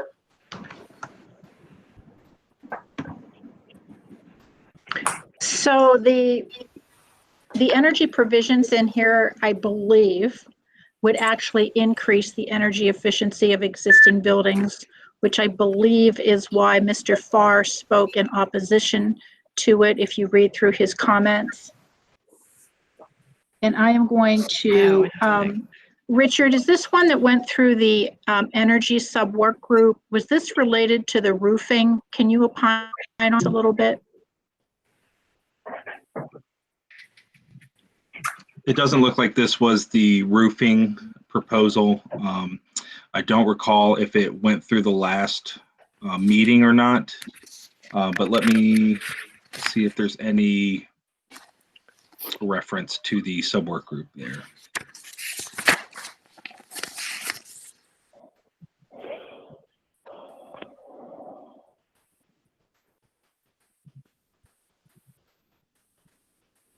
It doesn't appear as though it did. I know that members of the subwork group worked with Laura and Eric from RECA outside of the subwork group once they realized there was kind of a fundamental difference of the application of the existing building provisions in the energy code,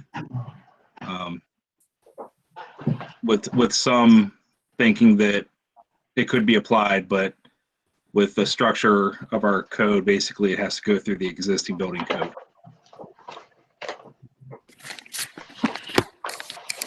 Okay. Thank you. Any further comment? Okay, then let's move to a vote for disapproval. Mr. Abbasi? Yes. Scott? Yes. Laura? Mr. Farrell? Aye. Mr. Friedman? Yes. Gregory? Aye. Talik? Aye. Mr. Jackson? Aye. Abby Johnson? Aye. Mr. Keith Johnson? Aye. Monique Johnson? Aye. Mr. Maringoff? Aye. And Miss Shields. Aye. Mr. Chairman, the motion passes. Thank you. PB 704.1. Is there a motion? So this is Sean. I will move to approve as submitted. Okay. Is there a second? I'll second it. This is Abby. Thank you, Abby. Discussion.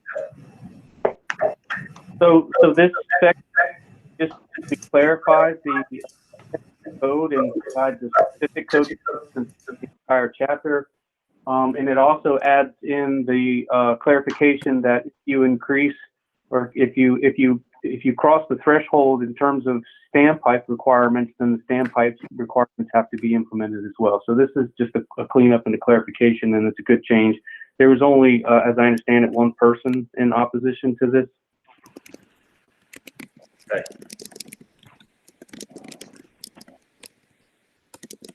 Thank you. Further discussion? Okay, let's vote for approval. Mr. Abbasi? Yes. Ms. Cotton? Yes. Laura? Mr. Farrell? Yes. Mr. Friedman? Yes. Mr. Gregory? Aye. Talik? Yes. Mr. Jackson? Aye. Abby Johnson? Aye. Mr. Keith Johnson? Aye. Monique Johnson? Aye. Maringoff? Aye. Shields? Aye. Chair, the motion passes. Thank you. RTE 3902.16, parentheses 1. Is there a motion? Mr. Chair, I move for disapproval. Thank you. I'll second. Discussion? I believe this contradicts a proposal that we approved in consensus. Mm-hmm. Thank you. Further comments from anyone?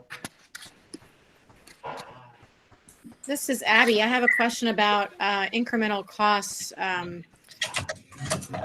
for the if there are any what the incremental costs are, basically. Yeah, I might be able to answer that unless anyone else has this information. So for the arc fault breakers, 15 or 20 amp, depending on depending on where you're getting them from, if it's a big box store, you're getting it from a supply center as a builder, you're going to probably be looking at 15 to 20, maybe $25 tops per breaker, and it's going to vary like how many you'd have to install in a home, but it could be anywhere from 6 to 12, depending on how big that home is. Is that just for the GFCI ones? 'Cause I think we already have everything but GFCI, like the wet area ones. Approved. Yeah, so this would be going from a standard to an arc fault, and I think it talks about, family rooms, dining rooms, living rooms, parlors, libraries, dens. I think right now the code, if I'm correct, the code already has bedrooms. Is that still correct? But we approved also family rooms and living rooms in the consensus. So now what's left are the wet areas. So I'm asking if we have a like, is it $100 more a house, 500, 1,000? I mean, I know they have a discussion of it, but I didn't really get clarity on that just the GFCI location changes. I don't know if Claudia or Rick or Patty have also, in addition to Mark. I guess go ahead, Sean. This is Sean. So the requirement for the GFCIs are on your circuits that include outdoor or wet locations, your bathroom locations, and your kitchen locations. And so if I could comment in addition to answering your question, these two proposals came before the work group at the same time. And it was agreed that we would take the proposal that we approved in the consensus or approved and over this one because it affords protection. Whole house, either proposal afforded whole house protection. The only thing that this proposal does is it adds double protection for those GFCI circuits so that they are GFCI and AFCI protected. And so the work group came to consensus approval on the one and then moved this one to non-consensus because of that. I mean, it's fair to say that the GFIs also do arc protection like these other receptacles that we're talking about, right? Actually, as I understand it, I think that's incorrect. Okay. GFI is actually sensing leakage to the ground, whereas the arc fault is not doing that. Okay, then what would be the logic then? I mean, what I was hearing Sean describe is the redundancy of this. Did I miss that, Sean? So no, there's no redundant protection. I would agree with Mark that the protection is a little bit different in terms of GFCI, and again, I'm no electrical expert, but AFCI deals with arc fault, or GFCI deals with ground fault. And the GFI, they are put around anywhere there's water or outside or things like that. Where you would Yes, that's a correct. ground fault, right? Yeah. Yes, that's correct. And it's my understanding that even though they are protecting different types of electrical hazards, it's my understanding that a GFCI will detect the imbalance in the circuit if it arcs. And so there's right. Yeah. In other words, an arc will be detected. But again, I'm not an redundant. engineer. Mark may be able to opine a little bit better. Yeah, I'm not either myself. I just know from wiring houses what I've researched and why the AFCIs were put into existence, why they're in the NEC code. I do know that the electrical gurus were okay with the standalone GFCI, the electrical folks in the room were okay as, incorporating this proposal that we have in non-consensus. I'm sorry, the one that we approved earlier as opposed to this one. Right. So the recommendation out of the work group was to approve the one that we've already approved, but that Correct. this one didn't need to be approved because they were complementary in some way. Right. So, Okay. Any further discussion before we vote? This is Abby. I was just curious if Keith had an opinion about this. I'm sorry, Abby, didn't you? I just asked if Keith had an opinion about this or comment. No? No. Okay. All right, then we'll go to a vote for disapproval. Mr. Abbasi, Approve the disapproval. Ms. Cotton, Yes. Elrod, Mr. Farrell, Aye. Friedman, Aye. Mr. Gregory, Aye. Ms. Halleck, Aye. Mr. Jackson, Aye. Abby Johnson, Aye. Keith Johnson, Aye. Monique Johnson, Aye. Maringoff, Aye. Ms. Shields. Aye. Chair, the motion passes. Thank you. TM 607.6.2.2. Is there a motion? Motion to disapprove for discussion purposes. I'll second. Discussion?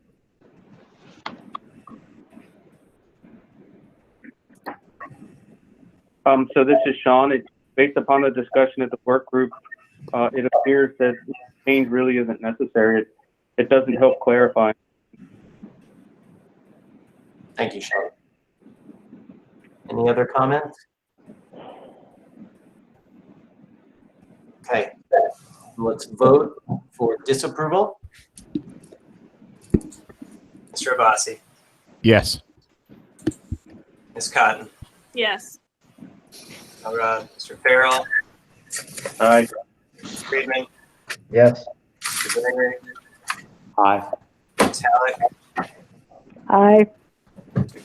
Jackson, Aye. Abby Johnson, Aye. Keith Johnson, Aye. Ms. Monique Johnson, Aye. Maringoff, Aye. and Ms. Shields. Aye. Chair, the motion passes. Thank you. Okay. Well, that concludes the non-consensus items. Thank you, everyone. On to tab 5 are consensus items for approval. We can approve them as a block. Is there any member who would like to remove an item? This is Sunny. I so motion to approve as a block. Seconded. Second. Sorry, who seconded? Who was the second? Abby and someone Abby. else. Okay. Pick one. I think about 12 people seconded it. Okay. Great. So is there a discussion or should we go to vote? All right. Then let's vote on the approval as a block. Mr. Abbasi, Approve. Cotton, Yes. Elrod, Mr. Farrell, Aye. Friedman, Yes. Mr. Gregory, Aye. Ms. Halleck, Aye. Mr. Jackson, Aye. Abby Johnson, Aye. Keith Johnson, Aye. Monique Johnson, Aye.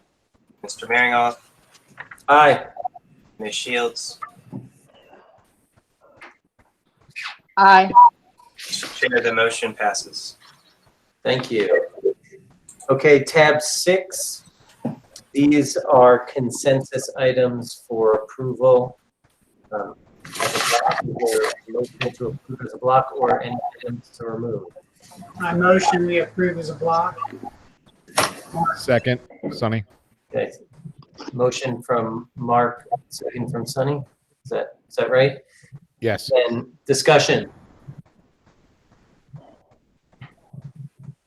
Okay. Let's go to a vote then to approve as a block. Mr. Abasi, Yes. Cotton, Yes.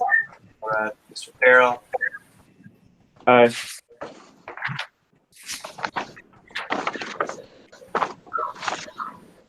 Mr. Friedman, Yes. Mr. Gregory, Aye. Ms. Halleck, yes, Mr. Jackson, Yes. Abby Johnson, Yes. Keith Johnson, Aye. Yes. I'm sorry, Keith. That's okay. Miss Monique Johnson, Aye. Mr. Maringoff, Aye. and Miss Shield. Aye. The motion passes. Thank you. Takes us to tab 7. This is a non-consensus item. I believe we have to approve these individually. Yes. Am I reading that right? Sir, there's only one. So this is Sean. I'll move to disapprove 8020. Second, Sonny. So the reason for disapproval is our amusement device advisory committee. The amusement device advisory committee does not support this change. That is a committee that reports to the Department of Housing and Community Development. This covers more than the regulatory scope of the amusement device regulations. It's proprietary in nature. And if we approve this, it would create a tracking nightmare for the Department of Housing and Community Development in terms of who is certified to inspect which type of amusement device regulations. So this is very, very complicated. As I understand it from the work group session, there was only 2 people that supported this in the entire work group.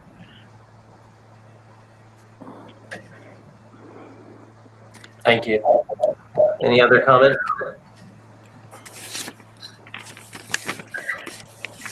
Okay. And let's go to a vote.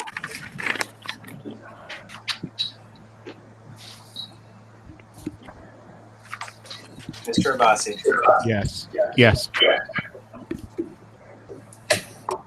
Ms. Cotton, Yes. Mr. Farrell, Aye. Mr. Friedman, Yes. Mr. Gregory, Yes. Halleck, yes, Mr. Jackson, Yes. Abby Johnson, Yes. Mr. Keith Johnson, Yes. Ms. Monique Johnson, Yes. Mr. Maringoff, Yes. and Ms. Shields. Yes. Here the motion passes. Thank you. Tab 8. This is CS 51. Is there a motion? So this is Sean. I'm going to move to approve with the intent to modify, please. Approve with the intent to modify. Okay. I'll second that. Discussion? So Virginia Building and Code Association was really the only opposition to this. And so we have discussed this with the Department of Housing and Community Development, and we've come to an agreement that we will accept this change, except for we're withdrawing any of the proposed changes to Section D. That's the modification. All the proposed changes in D will revert back to the original. Okay. Thank you. Any other comment? Okay. Then let's vote. Mr. Abbasi, Yes.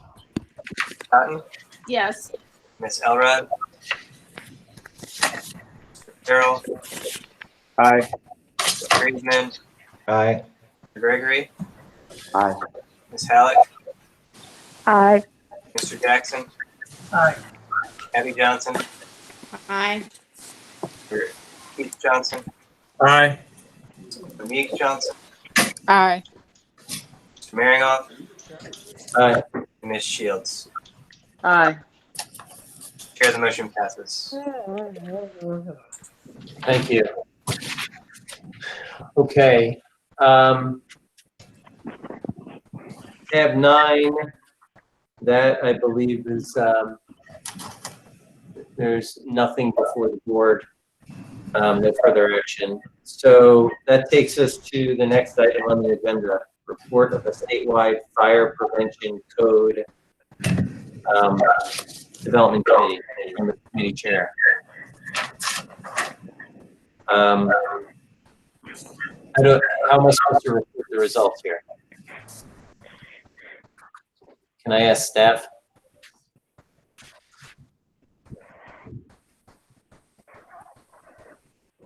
Mr. Chairman, this is Eric. If you'd like, I know we're close and everyone's done a lot of good work. If you want to take just a couple minute break on this one, we can circle with you on the process for these and give people a restroom break real quick.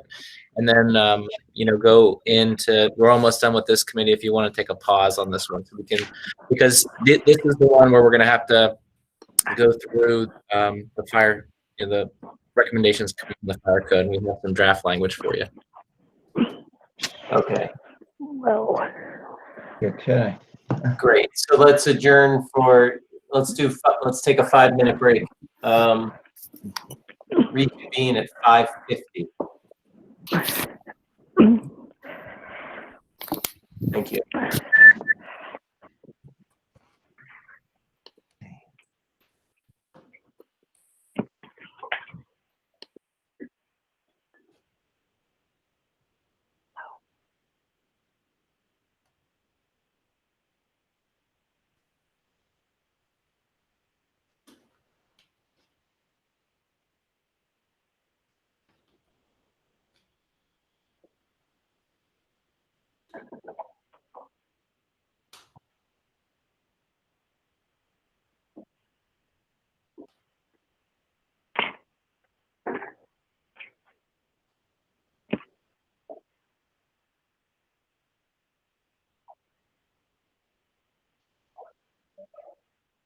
potty break. A lot of public comment. It took hours.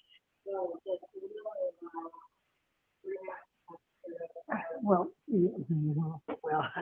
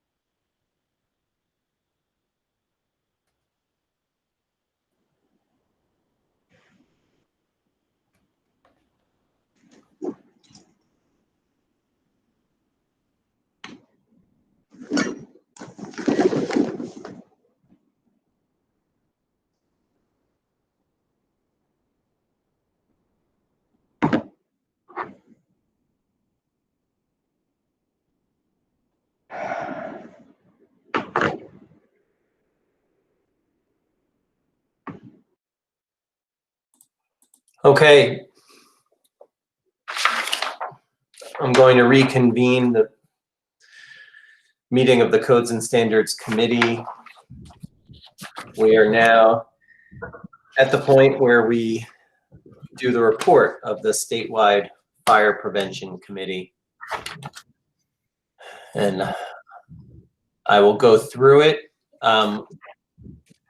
We're going to have to, I'm going to go through everything that we have just acted on.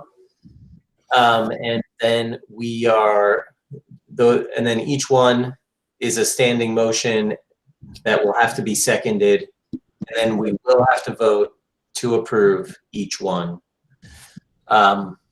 So bear with me, but there will be a chance for discussion.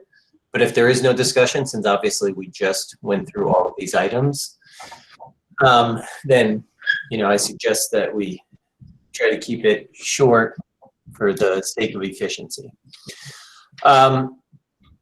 So the report, I'll start with the consensus for approval proposals. Those were approved with the exception of FP 101, which was pulled to consider individually. Consensus for the disapproval proposals, approved, which means that the proposals were disapproved and not included in the regulations. FP 101, approved as modified, and the modification was to remove items 3 and 4. FP 112.5 was disapproved. FP 304.1.2 approved. FP 603.3.2.7 disapproved. FP 901.5.1 approved as modified, adding building official language and striking section 106 language. FP 905.5.3 is approved. FP 907.4.2.3 is approved. FP 912.2 is approved. FP 912.2.1 is approved.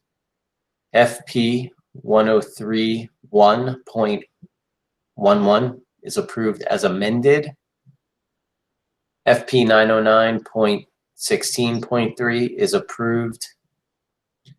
FP 916.8 disapproved. Okay. So each one is already motioned, so now we'll have to go through each one and take a vote.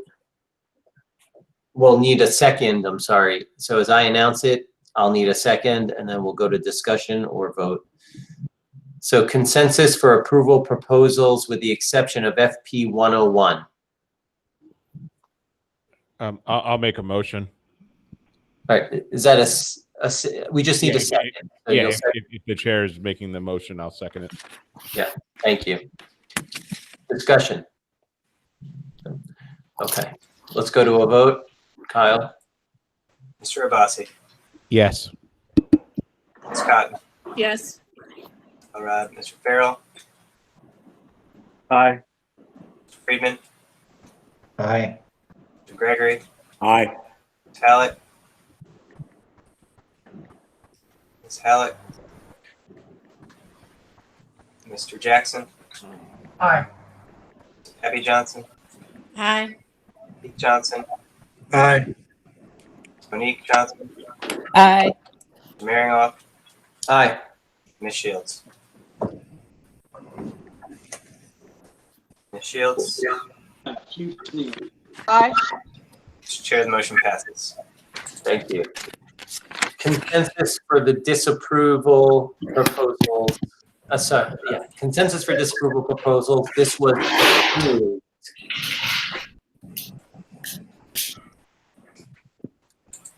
Is there a second? Second, Sonny. Discussion. Okay, let's vote. Kyle? Mr. Abbasi. Yes. Ms. Cotton. Yes. Ms. Elrod. Mr. Farrell. Aye. Mr. Friedman. Yes. Gregory, Aye. Ms. Halleck, Jackson, Aye. Abby Johnson, Aye. Keith Johnson, Aye. Mr. Johnson, Aye. Mr. Marinoff, Aye. Mr. Shields. Aye. Mr. Chair, the motion passes. Thank you. FP 101 approved as modified. Is there a second? I'll second. Discussion? All right, let's vote. Mr. Bosley, Yes. Cotton, Yes. Mr. Farrell, Aye. Mr. Friedman, Aye. Mr. Gregory, Aye. Ms. Halleck, Mr. Jackson, Aye. Ms. Abby Johnson, Aye. Keith Johnson, Aye. Monique Johnson, Aye. Mr. Marinoff, Aye. Shields. Aye. Chair, the motion passes. Okay. FP 112.5, which was disapproved. Is there a second? Second, Sean. Discussion. Okay, let's vote. Mr. Bossy, Yes. Cotton, Yes. Mr. Farrell, Yes. Friedman, Yes. Gregory, Aye. Ms. Halleck, Jackson, Aye. Abby Johnson, Yes. Keith Johnson, Aye. Monique Johnson, Aye. Marinoff, Aye. and Shields. Chair, the motion passes. Aye. Oh, sorry. Mr. Chair, the motion passes. Okay. We're good, Kyle? Yes. FP 304.1.2 to disapprove.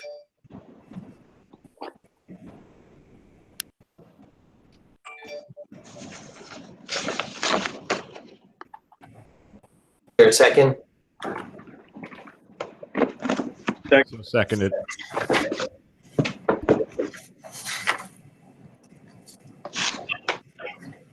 Okay, discussion. Mr. Chair, what was the number on this one? I'm sorry. Can you repeat it, this one? Sure, FP 304.1.2. I'm sorry. God, thank you. Okay, let's vote. Mr. Bossy, Yes. Ms. Cotton, Yes. Colorado, Mr. Farrell, Aye. Friedman, Yes. Gregory, Aye. Ms. Halleck,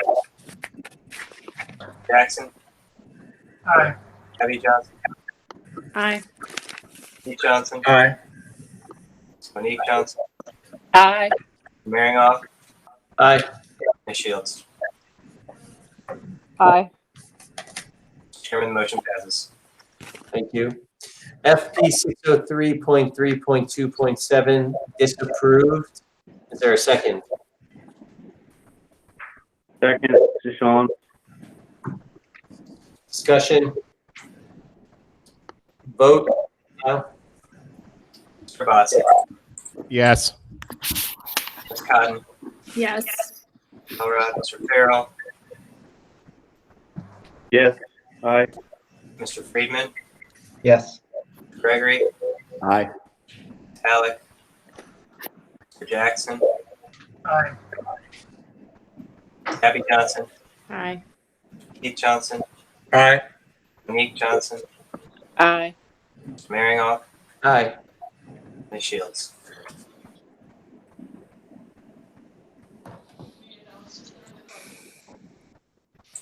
Ms. Shields, Sorry. Yeah, hey, yeah. I've got children Chairman. coming in. the motion, FP 901.5.1 approved as modified. Is there a second? Second, Keith. Discussion. Let's vote. Ribasi, Yes. Cotton, Yes. Elrod, Mr. Farrell. Farrell. Friedman, Aye. Gregory, Aye. Talbot, Mr. Jackson, Aye. Abby Johnson, Aye. Keith Johnson, Aye. Nick Johnson, Aye. Mary Hall, Aye. Ms. Shields. Aye. Chairman, the motion passes. Thank you. FP 905.5.3. Do I have a second? Approved. Do I have a second? Second, Keith. Discussion. Yeah, this is Sean. I just have one comment, not really discussion, but one comment. Support. It's important for you all to know that there's no language contained in this proposal that points this back to the applicable building code. So for all Class 2 standby systems in the state of Virginia, we may now require a sign for existing compliance situations. Okay, thank you. Any other comments? I would agree with that. I don't think it matters about it doesn't matter really what year it was approved. So I think the signage would be the same. Right. Thank you. Let's vote. Mr. Ribasi, Yes. Ms. Cotton, Yes. Elrod, Mr. Farrell, No. Mr. Friedman, Yes. Mr. Gregory, Aye. Talbot, Mr. Jackson, Aye. Abby Johnson, Aye. Keith Johnson, Aye. Monique Johnson, Aye. Mary Hall, Aye. and Ms. Shields. Aye.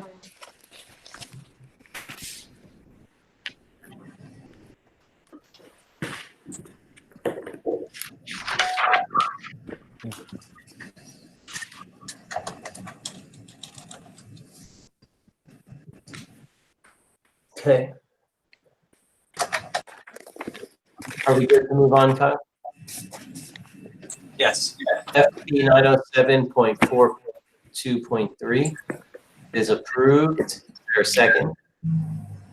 Second, Keith. Discussion. Okay. Let's vote. Mr. Ribasi, Yes. Yes. Mr. Farrell, Aye. Mr. Friedman, Yes. Gregory, Aye. Alec, Mr. Jackson, Yes.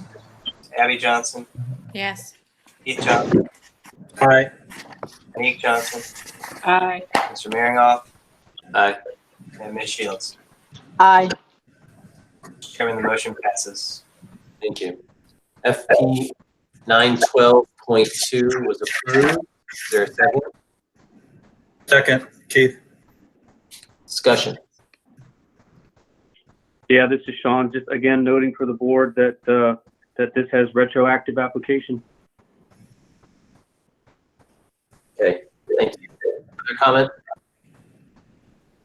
And I think it's appropriate. Okay. Thank you. Let's vote. Mr. Ribasi, Yes. Ms. Cotton, Yes. Elrod, Mr. Farrell, No. Friedman, Yes. Mr. Gregory, Aye. Talbot, Mr. Jackson, Aye. Abby Johnson, Aye. Keith Johnson, Aye. Monique Johnson, Aye. Maringoff, Aye. and Ms. Shields. Aye. Chairman, the motion passes. Thank you. FP 912.2.1 is approved. Is there a second? Second, Sonny. Discussion. This is Sean, same comment. Okay. Thank you. Let's vote. Mr. Abbasi, Yes. Ms. Cotton, Yes. Elrod, Mr. Farrell, No. Mr. Friedman, Yes. Mr. Gregory, Aye. Talent, Mr. Jackson, Aye. Abby Johnson, Aye. Keith Johnson, Aye. Monique Johnson, Aye. Mr. Maringoff, Aye. and Ms. Shields. Aye. Chairman, the motion passes. FP 1031.11 approved as amended. Is there a second? Second, Sonny. Discussion. Let's vote. Mr. Abbasi, Yes. Cotton, Yes. Elrod, Mr. Farrell, Aye.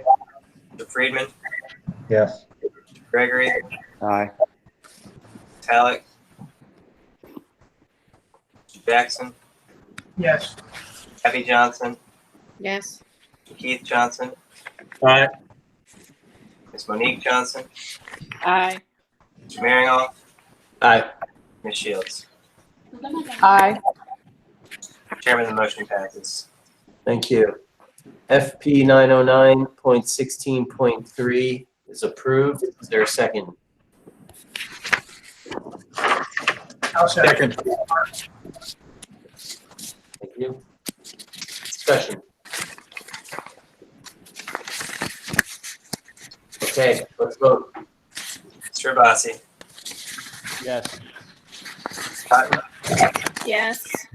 Elrod, Mr. Farrell, Aye. Mr. Friedman, Yes. Mr. Gregory, Aye. Talent, Mr. Jackson, Yes. Abby Johnson, Yes. Keith Johnson, Aye. Monique Johnson, Aye. Mr. Maringoff, Aye. Ms. Shields. Aye. The motion passes. Last one, FP 916.8 was disapproved. Is there a second? Second, Sean. Discussion. Okay, vote. Mr. Abbasi, Yes. Cotton, Yes. Mr. Elrod, Mr. Farrell, Yes. Mr. Friedman, Yes. Mr. Gregory, Aye. Talent, Mr. Jackson, Yes. Abby Johnson, Yes. Keith Johnson, Aye. Monique Johnson, Aye. Mr. Maringoff, Aye. and Ms. Shields. Aye. Mr. Chair, the motion passes. Thank you.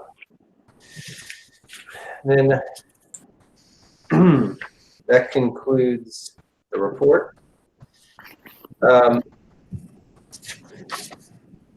Is there a motion from the committee to include the changes as recommended for inclusion in the final regulations? Motion to So approve. motioned. Sorry, who motioned? This was Sonny. I motioned. Okay, second. Keith, I'll second. Keith, discussion. Okay, let's vote.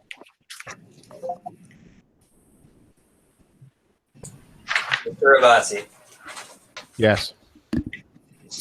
Ms. Cotton, Yes. Ms. Elrod, Mr. Farrell,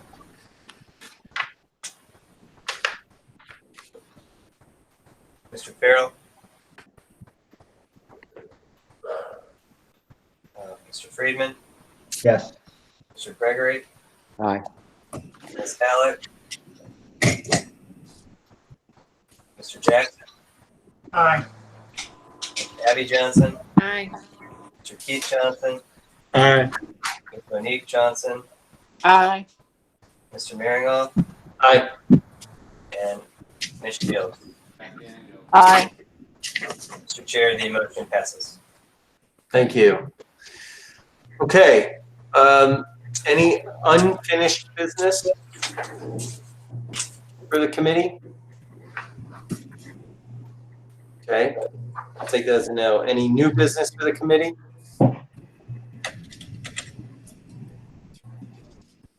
Well then, I'd like to motion that we adjourn. So motion. This is Sunny. Second, Sean. All right, all in favor? Aye. All Aye. opposed? All right, very good. We're adjourned for the Codes and Standards Committee. Thank you, everyone. You. Good job, Brett. Yeah. Amazing. Amazing. Thank you, everyone. Thanks for hanging in there. I guess I'll turn it back to our board chairman. Thank you. I would like to reconvene the Board of Housing and Community Development meeting. Give people 10 seconds, 15 seconds to get adjusted.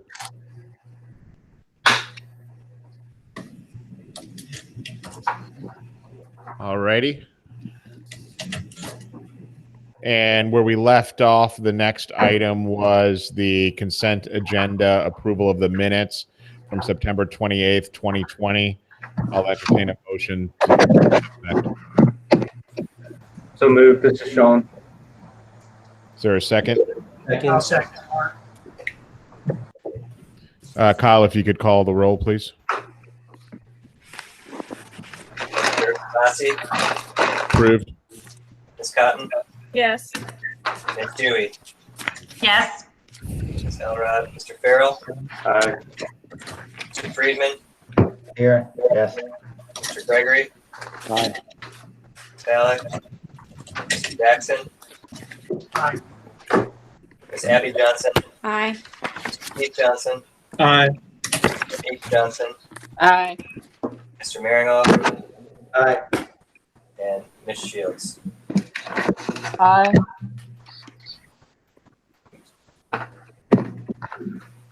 Mr. Chair, the motion passes. Thank you so much. Next item on the agenda is the reports of the Codes and Standards Committee. I will move for the committee chair. First, I'd like to commend him for doing an outstanding job before he provides his report. Certainly baptism by fire. It's the backup quarterback that comes in the middle of the Super Bowl. So, Thank you very much, Mr. Chairman. This is very similar to the Super Bowl. So I will, once again for the board, read off the recommendations of the Standards Committee for the board to consider. Is it Kyle or Eric? Am I doing this the right way?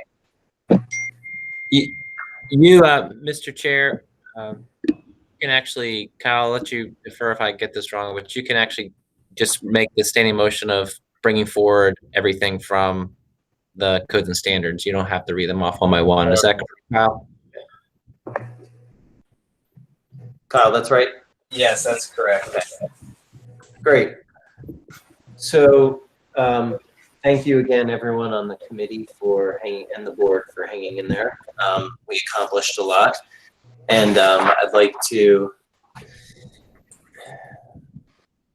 I guess do I make a motion to?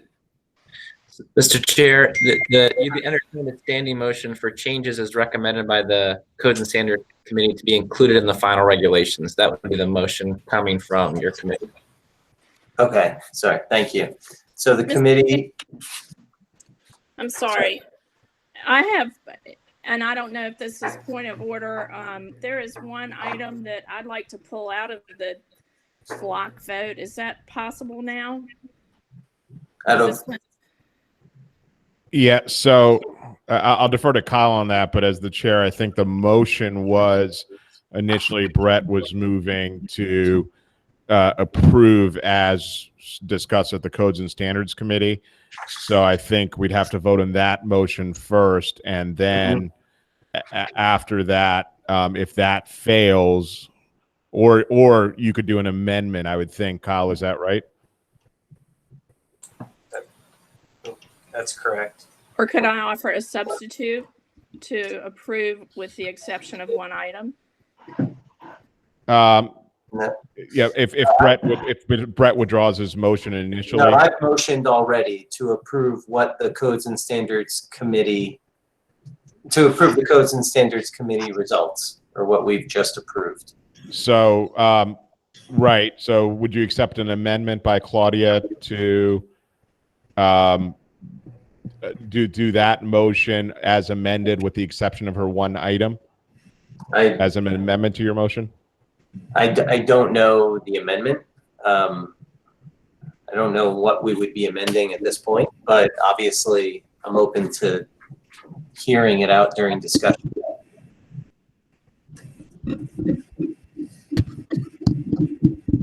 Yep. So I guess with that, I think probably the tactical thing to do is to vote on Brett's amendment, and then Kyle, would it be a point of order to address Claudia's amendment first? Sonny, I could second it and we could have discussion, right? Right. Yeah, let's do that. Okay. I'll second Brett's motion and then we can have a discussion. Perfect. That'd be fine. All right. So now this is your opportunity, Claudia. Okay, thank you. And I apologize to the group. I realize it's been an extremely long day. I just wouldn't be able to sleep well tonight if I didn't bring this matter up. And that is the requirement that all townhouses be sprinkled. I'd like to have some more discussion with the work group on incentives and other ways to make this, make it possible and make it feasible and as little impact on increasing costs as possible. And I think the work group would be able to do that. It was a split vote. Obviously, the majority did pass it, but I would just ask you all to reconsider that.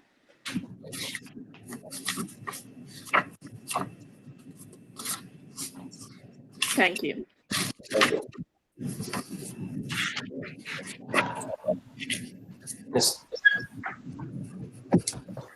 Mr. Chairman? Yep. So that being said, I guess, Brett, would you withdraw the motion? Do you want Claudia to amend it? We would have to vote on the amendment then to your motion. I think. This question, Ms. Cotton voted no on it, so I don't know how her vote was going to change, but the outcome of the vote for the. Yeah, I guess I would just say, since it's coming to the full board for approval, right? You could have the full board disagree with the recommendation with respect to any specific item. Yeah, I think, Mr. Chairman, I would like to keep my motion and let the board vote, and the board should, since the committee already had long discussion on the issue that Ms. Cotton raised, and they voted, and as she mentioned, it was not unanimous, but the majority did vote, and that's what our procedures require. So I will say that I'd like to keep my motion and let the board consider it, and very well, let the vote be what it will be. Very well. So, Kyle, if you could call the roll. We have a motion by Brett on the table to approve as reported by the Codes and Standards Committee, with Mr. Johnson seconding said motion. If you could call the roll on a full approval as reported by the Codes and Standards Committee. So, Mr. Chair, I'm sorry, I'm going to try to interject a point of order as well. And I'm not sure this is just logistically, but I was under the impression that any board member could pull an item out for reconsideration for the whole board. Is that not true? Certainly they can, but there's a motion on the floor at this point, right? The Brett had the first motion to approve as is. Kyle, correct me if I'm wrong here, but Mr. Maringoff's motion is on the table and it's been seconded. And I'd like to add again that the committee discussed this at length. The committee took a vote, and I understand that it was not unanimous. Respect the opposing viewpoints. I do think that since the committee took action, that the board should consider it as it was approved.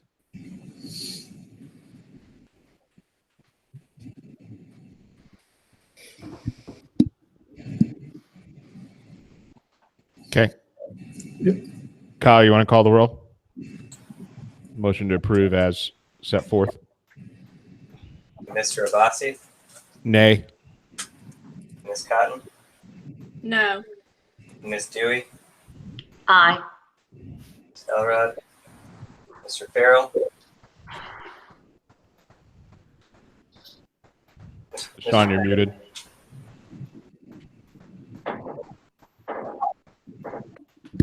Sorry about that. Nay for due process only. Mr. Friedman, Aye. Mr. Gregory, No. Ms. Hallett, Mr. Jackson, Aye. Ms. Abby Johnson, Aye. Mr. Keith Johnson, Aye. Ms. Monique Johnson, Aye. Mr. Maringoff, Abstain? Ms. Shields, Aye.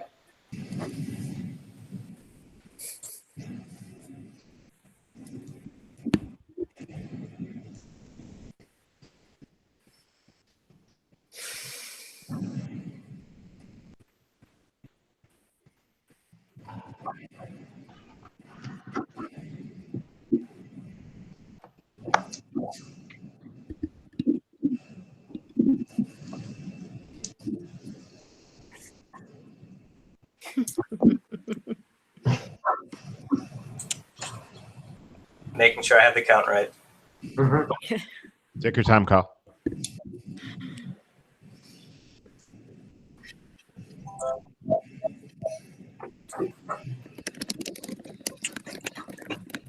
Mr. Chairman, the motion passes. The motion passes very well. So we have adapted the recommendation of the Codes and Standards Committee. With that being said, I believe we can move on to the next item, Housing Community Development Update from the Director. Thank you, Mr. Chairman, and thank everyone on the board for their time today. I'm going to go ahead and recommend that we had an update on Community Development Block Grant and COVID response grants that Monique Johnson had asked for, Board Member Johnson, and I'm going to recommend we go ahead and give that full report at the December meeting. I'll be happy to send the PowerPoint to everyone that you can see the projects funded to date, and then we'll go over that in more depth at the December board meeting, unless there's any objections. Do you need a motion on that, or? No, no motion needed, just making sure if anyone wants a little more, or if anyone wants to discuss that between now and then, I'm happy to set up a separate call as well, but there's no action needed. It was just an informational item. Great. Thank you, Director Johnston. And then we have reports from our sister boards and organizations. The Virginia Housing Report from Director Dewey. Thank you, Mr. Chair. I'll be very brief because I know it's been a long day. Just that we are working with DHCD on the landlord portion of the rent and mortgage relief program, and trying to get those funds out to help our tenants. And we are also working to finalize our strategic plan. And so if you get a chance, we'd be happy to send that link to you. We are emphasizing inclusive communities, public housing revitalization, also closing the gap on home ownership with our communities of color, as well as to continue to promote affordable rental and home ownership. So I'll just stop there for purposes of today, but thank you. Thank you, Director Dewey. The report of the Virginia Fire Services Board, Mr. Member Gregory.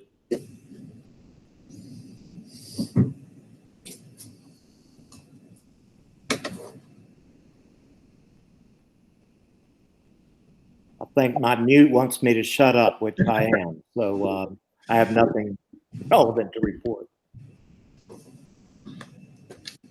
Great. Nothing to report. All right, and that completes the reports and information. Is there any other unfinished business that any board members have? Mr. Chairman. Eric. Sorry, you cut out there, Eric. Were you saying something? I just wanted to be recognized for 30 seconds for the director's report. Oh, yes. Oh, I'm sorry. Did I skip you? I apologize. Report of the director. And I'll be brief as well. I just wanted to say a couple quick things. I want to thank the chair and vice chair for today and all the board members for their active engagement. It's been a long day, but these are such critical issues, and I appreciate everyone's diligence and going through the materials and being engaged with this process and serving the Commonwealth in this way. I also want to thank our stakeholders who have across the Commonwealth who have been involved throughout this process. The public who was here in large turnout today and appreciate all of those good comments that we received. And then especially I want to thank the staff. I want to thank the DHCD staff who are on today, but also who have been engaged in the process for their hard work throughout this and their commitment to making sure this is a transparent and model process. Last, I do want to say that there will be a lot more things I'll update you on at the December board meeting. There have been historic investments at the federal and now at the state level that there's a conference report with the General Assembly. One of them increasing the State Housing Trust Fund from $7 million to $55 million annually. So much to discuss and a lot of new investment. Really appreciate Virginia Housing, Susan and her team for rolling out the landlord approach, the rent and mortgage relief program, which has been so critical in our COVID response across the state, and also for our team working with the tenant-based approach. There's also some new things coming down in the future in December with a stakeholder process on the Regional Greenhouse Gas Initiative proceeds, which would help increase low-income energy efficiency to benefit low-income Virginians. So a lot going on, a lot of new resources flowing through our agency. And today I want to thank you all, especially for the code process work, and look forward to the weeks ahead. That concludes my report, Mr. Chairman. Thank you very much, Mr. Director. And with that, I apologize. I didn't mean to skip over you. It's just been a long day. I'll go back one more time to unfinished business. All right, hearing none, is there any new business? Hearing none, I'll move over to board matters, and I'll recognize Kyle to discuss the Governor's Housing Conference. Yeah, the dates are on there. If board members would like to attend the all virtual Governor's Housing Conference this year, please let me know, and we'll get you connected. Mr. Chair, one update addition to that. Yes, please. For our new board members, the Governor's Housing Conference is really the preeminent housing community development conference. It also deals with code matters. It's all virtual this year. We would have loved to have been in Roanoke, but I would recommend everyone sign up. We will, comp the registration for board members. Now that it's virtual, you can kind of pick and choose the items on the schedule that will work for you. It is really an excellent chance for a 101, 201, 301, and 401 kind of classes on all the major topics that come before this board. And so we would really encourage folks to take advantage of that. I know many of you are longtime attendees, and some may be new to the Governor's Housing Conference. So it's going to be, the governor will be in attendance. We're going to have many different experts across the spaces that touch this board. So really encourage folks to attend. And thanks for our partners, Virginia Housing and Housing Forward Virginia and others on putting that conference together, the DHCD team. Thank you so much. And then, Director Johnson, if you want to continue on the next item, the future board meeting dates, looks like we have one more this year.